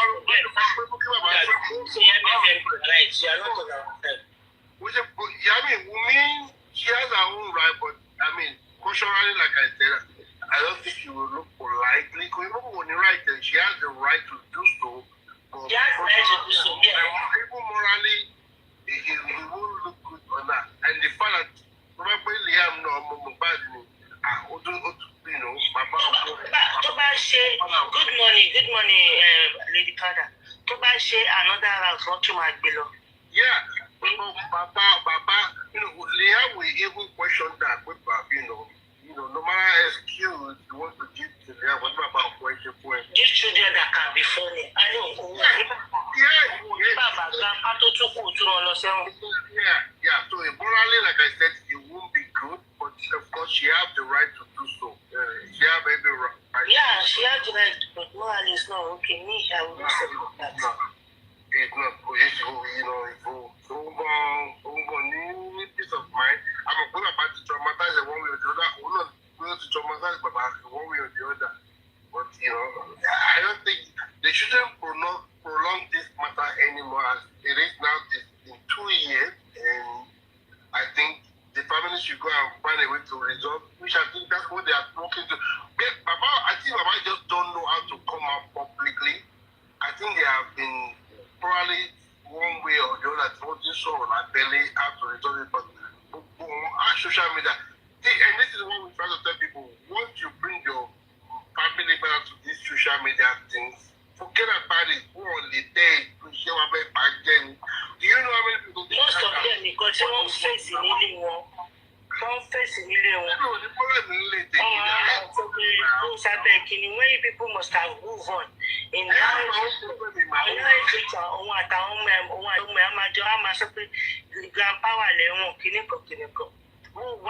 was it not easy for the grandpa to she's on from Baba said side people not change pay? Can't just share or work out who no petition and because swear. Despite the fact that they've paid. I don't want to go there, but me. I mean, the social media, no. And I call I was social media too. I want to social media. I'm back to the one no boring, and me go and live for the people, any Paromo, so I'm a friend for social media. It's crazy. So you have to have a better understanding of the social media before you can come here and come and be, jubilating or like acting like a madam. So but it's 2 years now. 2 years. 2 years, no straight of justice, no, any better achievement. In fact, government are tired of the whole thing now. I mean, what is the family feud? Look at the families are there. The police, the law enforcement have like, hey, whatever resolve problem is more what the shape, but I'm sure they know that Baba, they understand the whole scenario, the whole thing. It's crazy. Honestly, if I speak about this thing, it make my conscience but I just, what, it's in my family matter. I know it's on social media, but it's still my family matter. No. It's like, fuck you, man.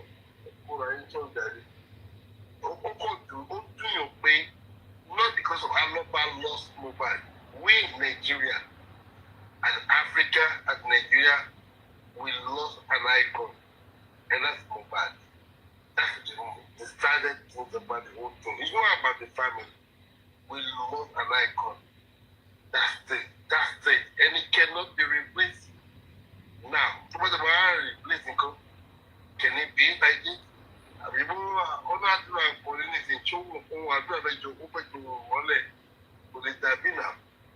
so this family has a lot. They actually need the therapy. They need service. They need people that can help the family to heal. That's my own submission.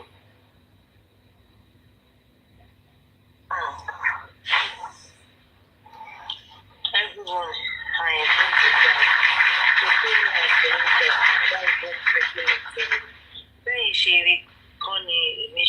That is my own name. I'm not talking to DK, I'm talking to people in the comment section.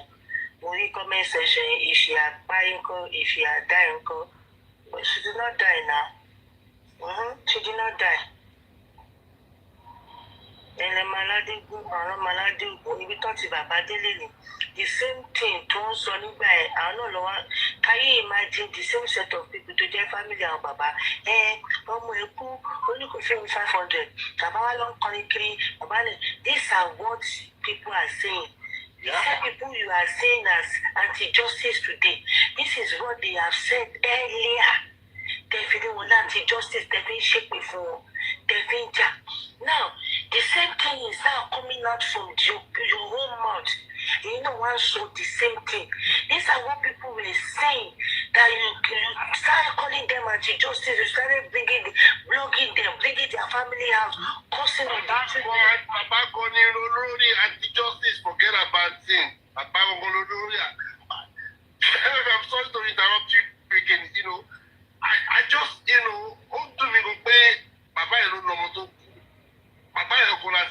Friday.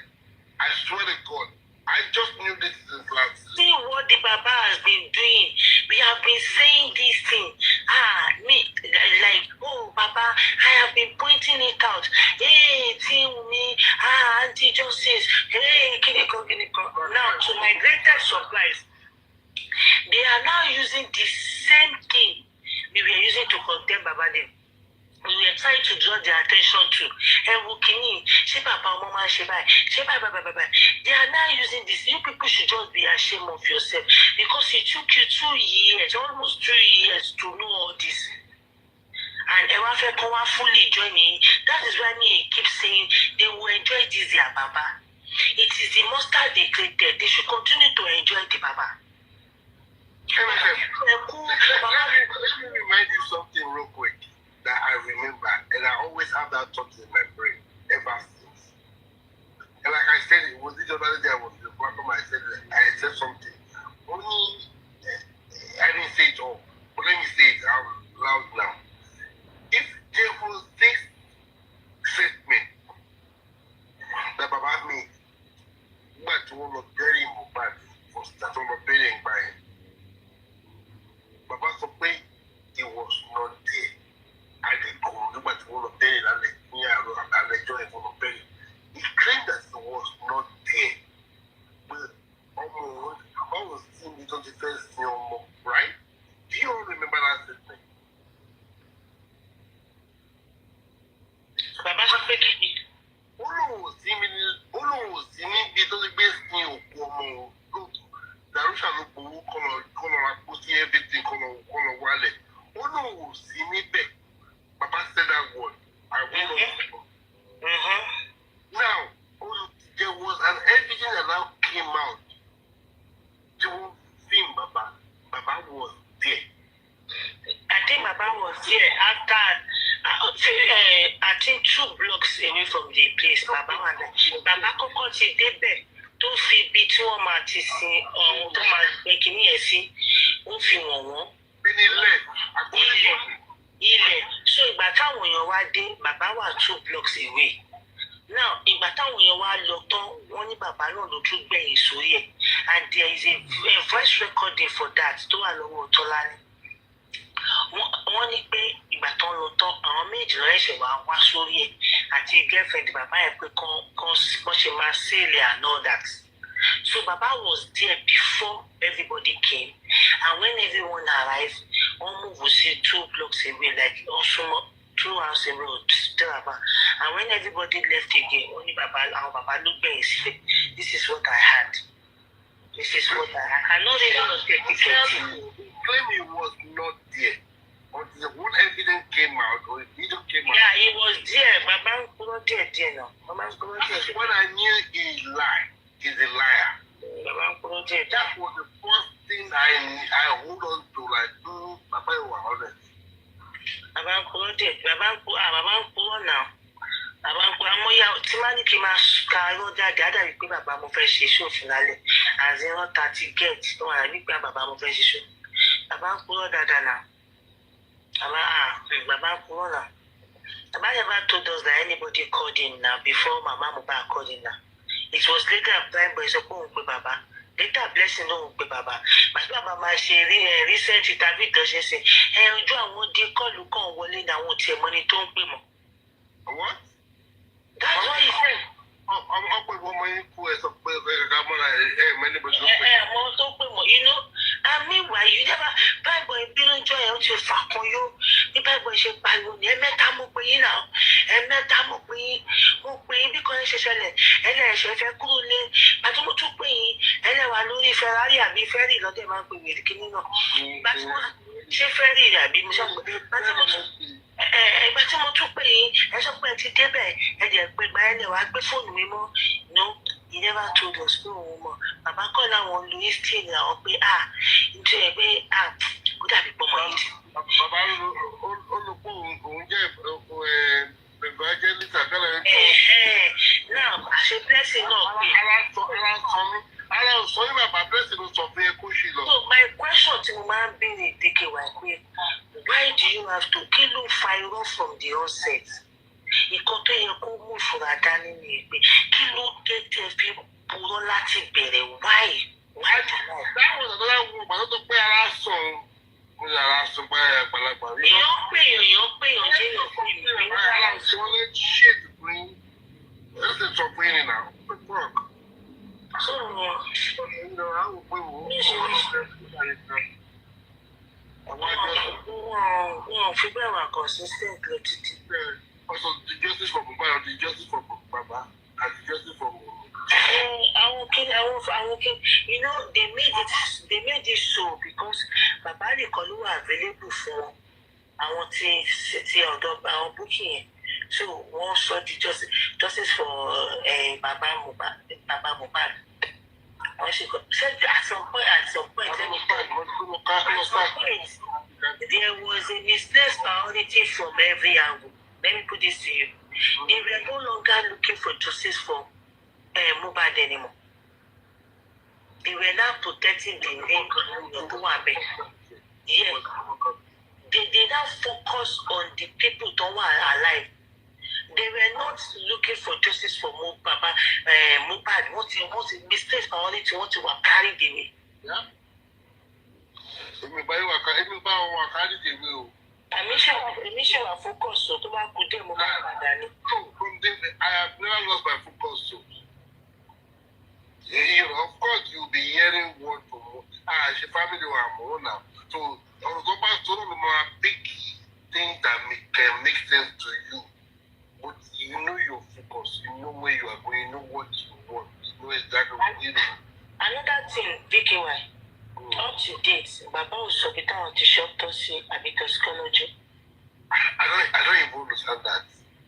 You collected public. Why is all this thing has to be private? I don't know. And you know, about so I didn't know that it was from the platform I heard about it.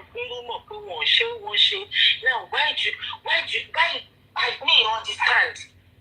You collected public money. You could not be by Latisho, be by Latisho. I don't know. Was it part of your agreement that after doing this for you to not mention our name? Because we later heard that it was buy one, get one free. Agreement. I don't know what you know about this, and now can you help me and make me understand it? Only the judgment that who come and feel wicked, where when the judge has come on DNA, both Nigeria and international. When they put you in terms of pay, I think I put a platform on it last week.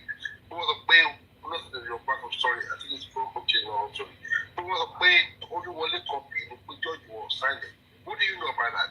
Okay, I will not believe that until Baba ti wá síta fún ara wọn. Initially they said wọn gbà kí Baba lọ ṣe labroad. So Baba did not see anything. But from the reliable source èmi o, I got to mo gbọ́ pé bẹ́ẹ̀ kọ́ ló ṣe rí wọ́n ti gbà kí Baba lọ ṣe. In fact, wọ́n refuse the application ti Wunmi. Torí Wunmi sọ pé Baba is delaying. Kàn jẹ́ kó òun lọ ṣe. Kàn dẹ̀ supervise ẹ̀. Àwọn dẹ̀ ní pé láì kí Wunmi drop application pé Baba ló kọ́kọ́ gbé títí wọn wá. So they rejected Wunmi own. They approved Baba's own. Now, this is what I heard. But, you know, tí o bá fẹ́ wọ̀ pé okay, kò sẹ́ni tó bá mọ̀ kọ́fún tó ní orúkọ sọ́dọ̀ rẹ̀. So I have that ní one side. Mo ṣáà dúró pé okay, maybe because these people you understand. So when Baba came out last, somebody that asked Baba about DNA, Baba wá dáhùn wípé gbogbo nǹkan tá a fẹ́ lọ sọ lọ́gbà fún wa o. Wọ́n ní ká lọ ṣe nílùú Ìgbò. Gbogbo nǹkan tá a fẹ́ lọ́gbà fún wa. After tí Baba fún ara wọn fẹ́ nu wọn sọ ilé ìtàn. Ẹ̀yin wá tún jáde pé kò rí bẹ́ẹ̀. Ṣé Baba yín ló wá ń purọ́ ni? Okay, only judge was a pay international connection, international only people were signed or anything, no stamp, none of those things. Ṣé Baba mú lé wọn lọ́wọ́? The question you ask now, lẹ́ni yẹn béèrè. Baba dẹ̀ clear the year pé kò rí bẹ́ẹ̀.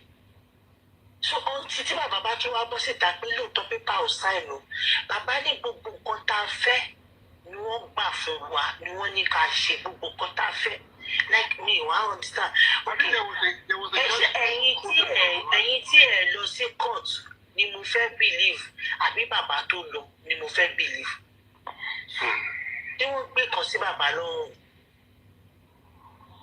I think my wife would still, I'm sure he will still come out to come and clear the air on this all of the religion. I think he will come out to still come and clear air. But the other, something on the line.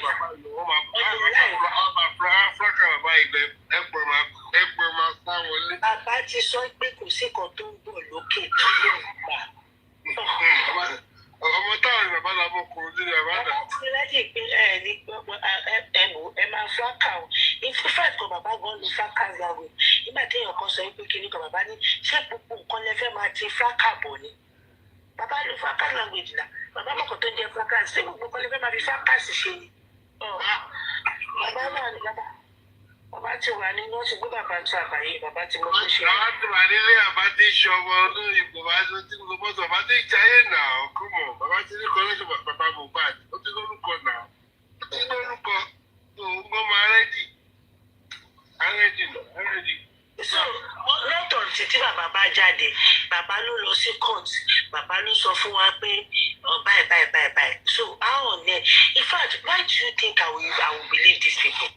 We think you are not being. Bukky Jesse sọ fún wa pé almost 100 million has been spent on Chitu. Bàbá Kema tún sọ wípé ṣe ẹ má lọ ṣe justice tọkẹ lọ forí yín gbèpè o níbo ló ti rí 100 million pé 24 million 500 ni. Just imagine báwo ni ó ṣe máa multiply owó by 4. So the likes of that person they me first believe that aside.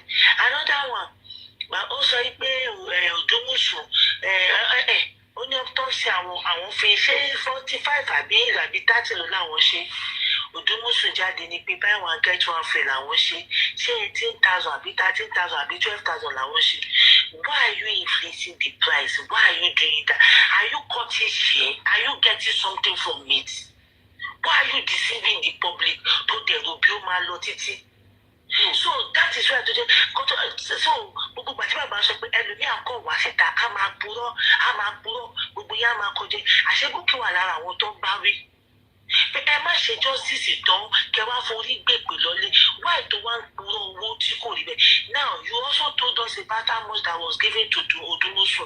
Ìgbà tá a máa gbọ́ wọn ní kò tó bẹ́ẹ̀. Why are you doing that? And you still want you to tell me something I will believe? That's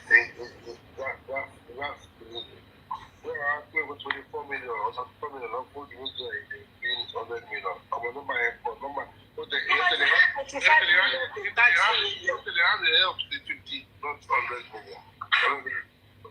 The same thing about the autopsy. Ìgbà tó wá bẹ̀rẹ̀ lọ́wọ́ Bukky lórí live show Bukky ní kí ni yàtọ̀ kí ni ẹ̀fà nínú èjì èlò ní 30 èlò ní 30 àbí èlò ní 30 èlò ní 80. The difference too was much. You multiply that one 2 by 2. Why are you doing that? And I want to know why jáde pé kò tó yẹn. Are you doing that to cut share ni? Or are you doing that to for them to see as their favor? I don't know what exactly you are doing. So the integrity is not even there. Why is she doing that? You're not putting exaggeration. You are exaggerating the money. You are adding to the money.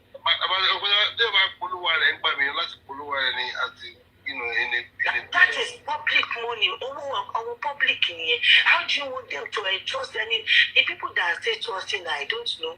How do you want them to entrust you with these trusts?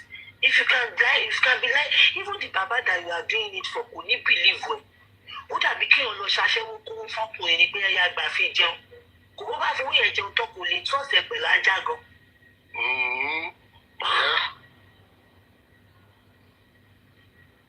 Yeah, that's true.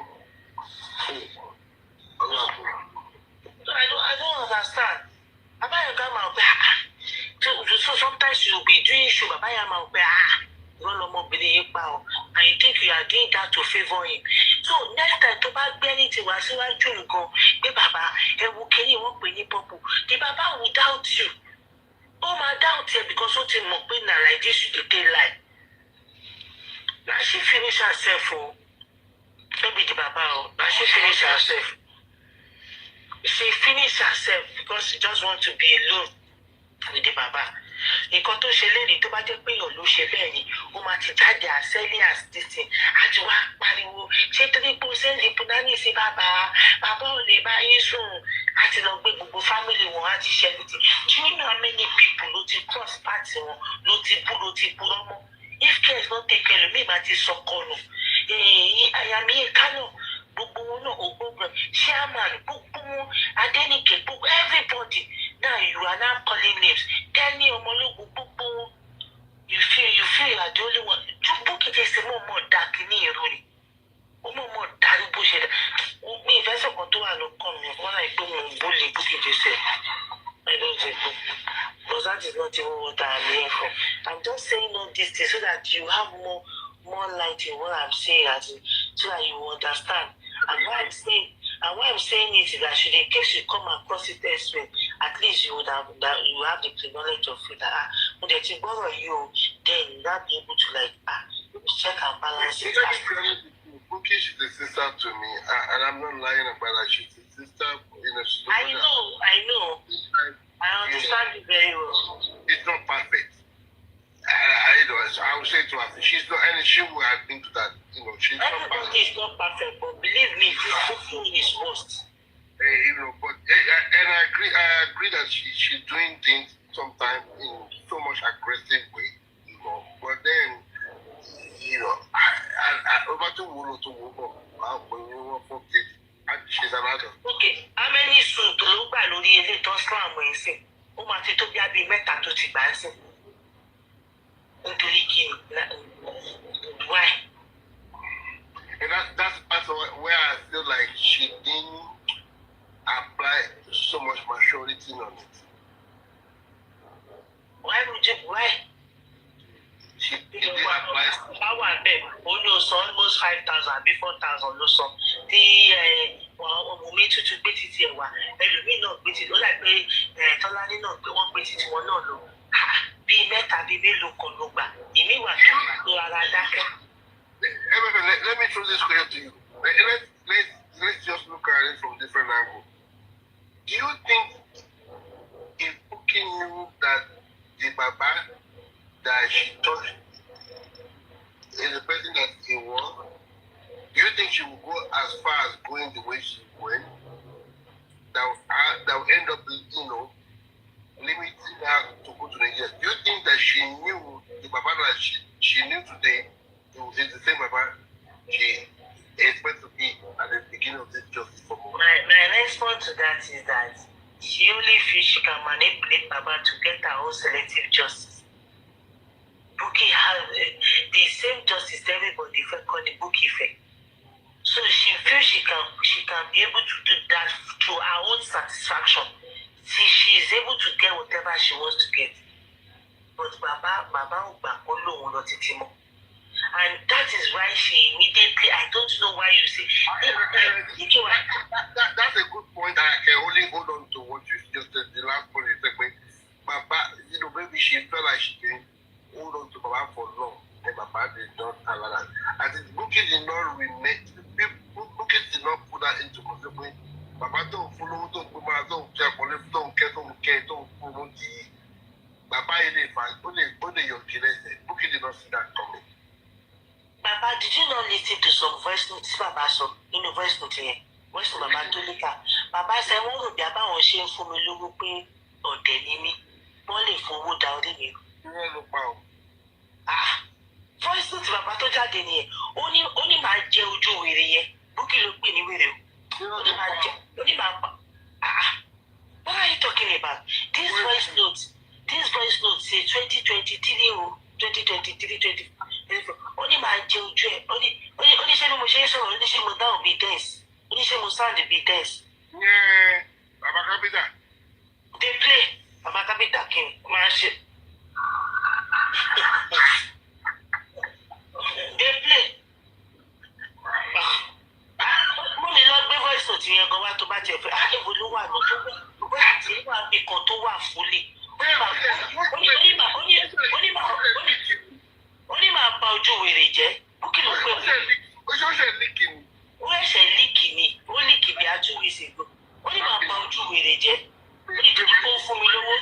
olóòbí ò lè máa control mi tí olóòbí á mi ò wọ́n ni máa kọjú wèrè jẹ. I don't think we keep going back to this all of our in fact,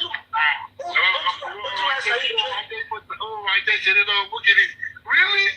Oh my God.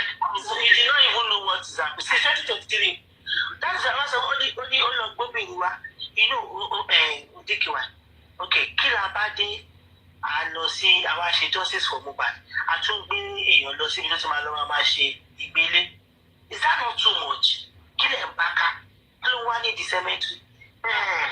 Bàbá ní pé wọ́n wá gbé mi mọ́ obìnrin ó wá lọ gbé mi pẹ̀lú obìnrin kájọ máa sùn ó ní mo pa ojú wèrè jẹ́ mo ya gbéyàwó mi dání. It's a voice note tó leak out. What are you talking about?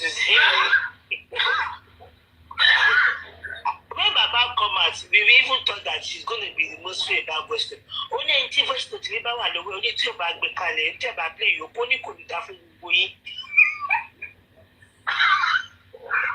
Wait, is it? I'll just take all about me, Shadow DJ. Ọlọ́run busy o. Ọlọ́run ṣàlù BJ báwo. Ọlọ́run busy. The reason why I said this because I think I think from looking just coming from angle of Iyabo. Abiyamo tún nìyẹn. BJ wa. Let me make my point. Oh yeah. I you know, again, our opinion is always going to be different. And I know I have a soft family or soft heart people. I think but of course I do talk to her once in a while. I believe she's coming from angle of the and a man. She can't that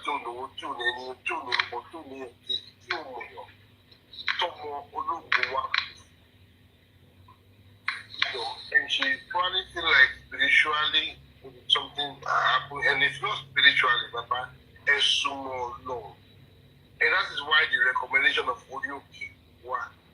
But even what we're able to recommend Papa to Bobby Danny, where Papa come from, I gonna Bobby Danny. I don't think Bookie will have that idea. Okay, Papa, that's only to Bobby. They go to forbidden. No, because we don't know. You have to. Excuse me. You have to be clean. You want to go and pray. So Bukit, Bukit is open for a go. According to her, she thinks you are not to pray. So I don't think it's something that she would want to do. But Baba knows that you have to put it as. But Baba go to Kiki and Riba go Bele. Or I go to Pomolani. Sorry.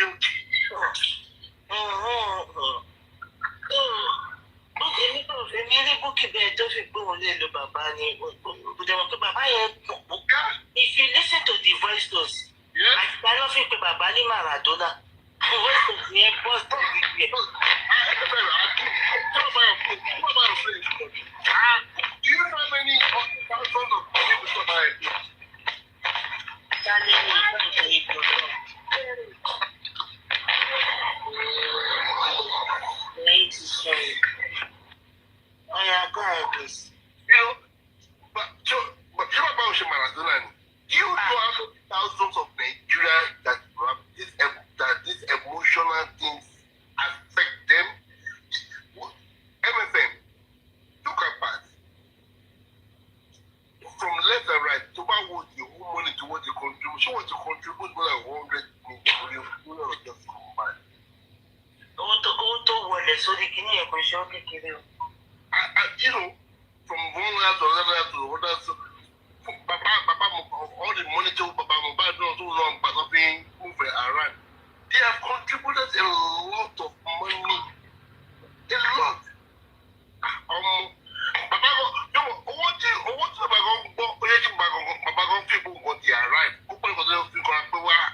Only come on. According to book of the way I was from Papa. Hello, Bido, you're liking, hello, Toro, you're liking. You know, that mentality, I run it. That's why I run away from it. All those mentality, because when it comes to money,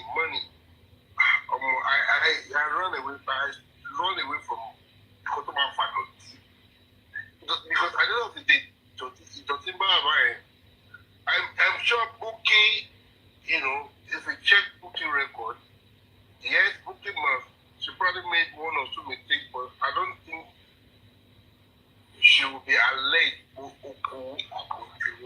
don't think she's involved in but then using her own voice to solicit money from our lover and of course public, and that is where it goes down on now. Other than that, he will declare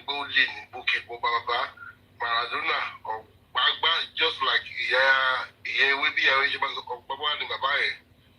Bagba is to confirm. The likes of Buki Lufe, but Baba no let. Hey, I agree 100%.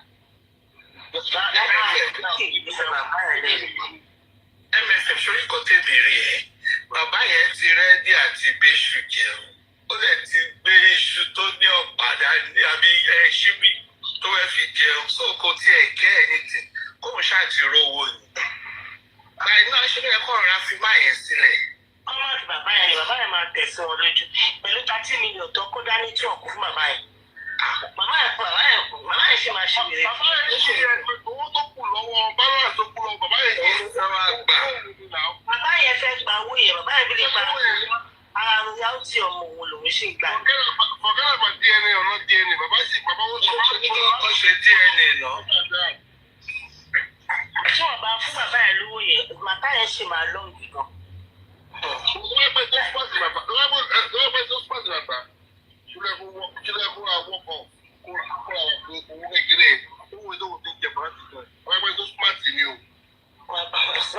Ṣé bàbá rẹ̀ dé àti sọ?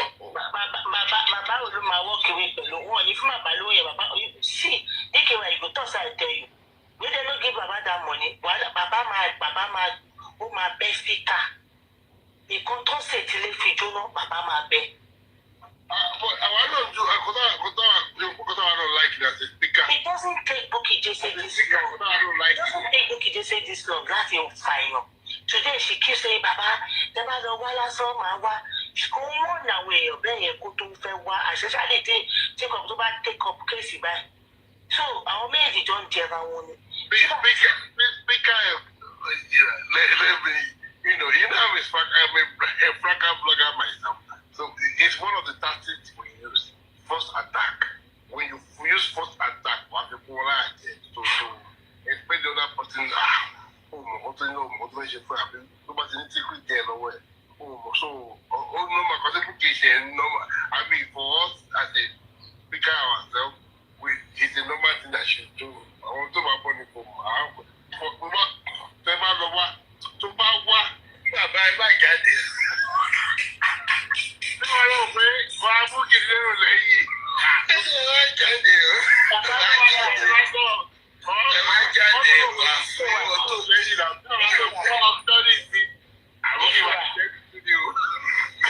Bí gbogbo wọn ṣe fún bàbá lówó mọ́ ẹ̀ every month tó níye tí bàbá máa ń gbà oṣù ti pa ló lá ní àníjẹta.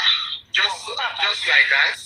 Wọ́n ti yẹ kí bàbá save owó at least one full notice. So bàbá yẹn máa jẹ owó wíkẹ́ẹ̀dì láti lọ bá Abuja. Bàbá yẹn máa jẹ sí anybody o. Ó dàgbọ́ rẹ̀ tá a sọ láyé ní ẹ̀ tí ṣe kọ́ lọ́wọ́ ẹ̀ tó lówó. Gẹ́gẹ́ bí bàbá save owó dà.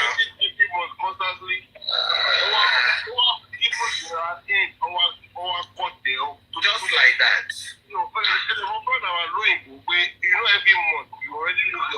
Something has to come in.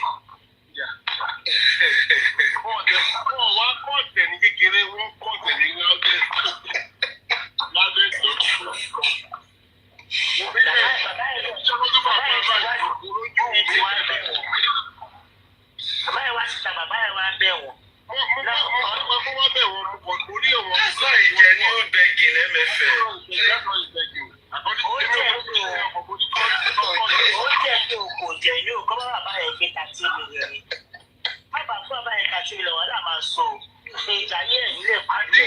The only way people are going to 30 million, but do I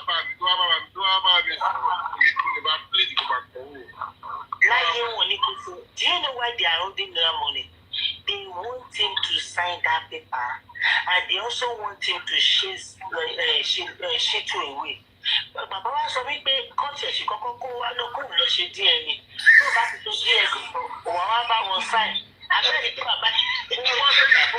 Owó tí pé ìyẹn ti kó kí àwọn òjò ti lọ́dún pé bàbá yìí lò kù fún wọn ni.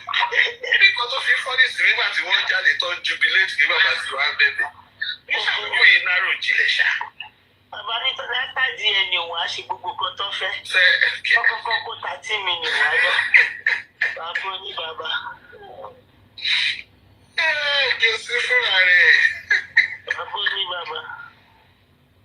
tẹ́lẹ̀ ló máa gbé òun ni wọ́n ṣe tó ta síta tọ́wọ́ yẹn ṣe wà rí kan sáì tán tó ṣe ṣe tán. ọ̀tẹ̀ tí mo ní tì. 30 million ẹ máa ní pé máa fàjà. 30 million tó máa fún bàbá ó máa fàjà ọ̀bẹ yìí sì máa lọ́ọ̀gì gan ó máa lọ́ọ̀gì gan and gbogbo owó oṣù 50,000 100,000 táwọn èèyàn fún bàbá gbogbo wọn ti di owó wọn mú wọn fún bàbá mọ́ lókè dèsè Just like that. That's not fair. oṣù dẹ̀ parí níjẹta gbogbo owó yẹn wá ẹ mọ owó tó ń bẹ̀ yẹn bá stop máa dàbí pé ẹ̀mí yẹn stop adé mo mọ owó yẹn nígbà tí mi sàn mf ìdìbò ní has gone back to the bayero kò gone back to the owner wọn ò tí ì dá padà wọn ò dáwọ́ náà padà ó sì wà lẹ̀ wọn ò tí ì dá padà wọn ní ìdìbò go back to the owner good worry my love ó sì wà lẹ̀ kọ́ bá bàbá mú owó yẹn kọ́ tẹ̀lé yọ 3 orí ẹ̀ kan fún bàbá 10 yòókù àìfún bàbá wàhálà máa ṣe so orin tí bàbá Bàrọ̀ ní tí nìkan fún bàbá ní ìtókù. ohun tí bàbá rí ìkọ́jú pamọ́ bàbá máa gbé jáde o. Owó tá a ti pín, abárá ti pín owó yẹn náà, ó náà ní ìdí tìrì. Á lè fún bàbá 10. Ẹ náà ti tó kọ́ ti tó. kọ́ tiẹ̀ fún bàbá 10 kan. Bàbá náà ní kóòdù náà. Bàbá náà ní kóòdù. bàbá rí ìkọ́jú omi. Àṣepé pẹ̀lú bàbá tí òun mi fi ṣépè fún bàbá pa ẹ̀. bàbá rí ìkọ́jú omi. Bàbá náà ní kóòdù. bàbá rí ìkọ́jú káàkiri. Everybody ah. bàbá rí ìkọ́jú omi gbà tí omi. Mo mọ́ ṣe rí ìkọ́dù gbogbo tó ń tètè lè fi jóná bá àṣìkò àgbọ̀ ní íńtánẹ́ẹ̀tì. Ó máa kú náà. tí bá rí ìkọ́jú kòkò kí n gbé síta búkì ò kí n pè ìkọ́jú. So bàbá lè ní kí kọ́dù. àgbẹ̀ sọ̀rọ̀. Bàbá lè gbé ìkọ́dù búkì síta nìyẹn. Wàhálà wà o. búkì ni búkì máa fi sọ̀rọ̀ wọ́n kì í pè ìkọ́jú yìí. Yẹ́ ẹni ọdún máa fi sọ̀rọ̀. Ìgbé náà lè ṣe fún kí bàbá máa gba 30 million tó bá fẹ́ kí wàhálà dínkù kó fún bàbá 10 kó fara kó. ní kó má fún bàbá lówó yẹn wàhálà go bus tó. What are you going to do with the money? Tó bá fún bàbá lóko ẹ̀fọ́ ẹ̀ ṣe. They said according to Bukky ọ̀nà àwa lọ fún charity owó tẹ forúkọ bàbá gbà ó máa fún gbogbo wọn lépè wọn kúkú ló ti kọrin fún wọn pọ̀ tó tọ́jú orin yẹn gbà tó wá fẹ́ wá bẹ̀bẹ̀ ó máa gbé orin yẹn jáde títí next 2 weeks. ẹ bá mi bẹ̀ wọ́n ẹ máa bá mi bẹ̀ wọ́n o ẹ bá mi bá láṣẹ jù kò tù ní ojú gbogbo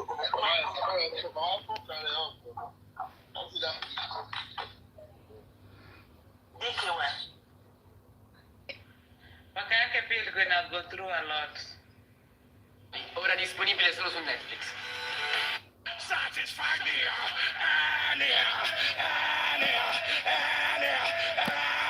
That's one lovely.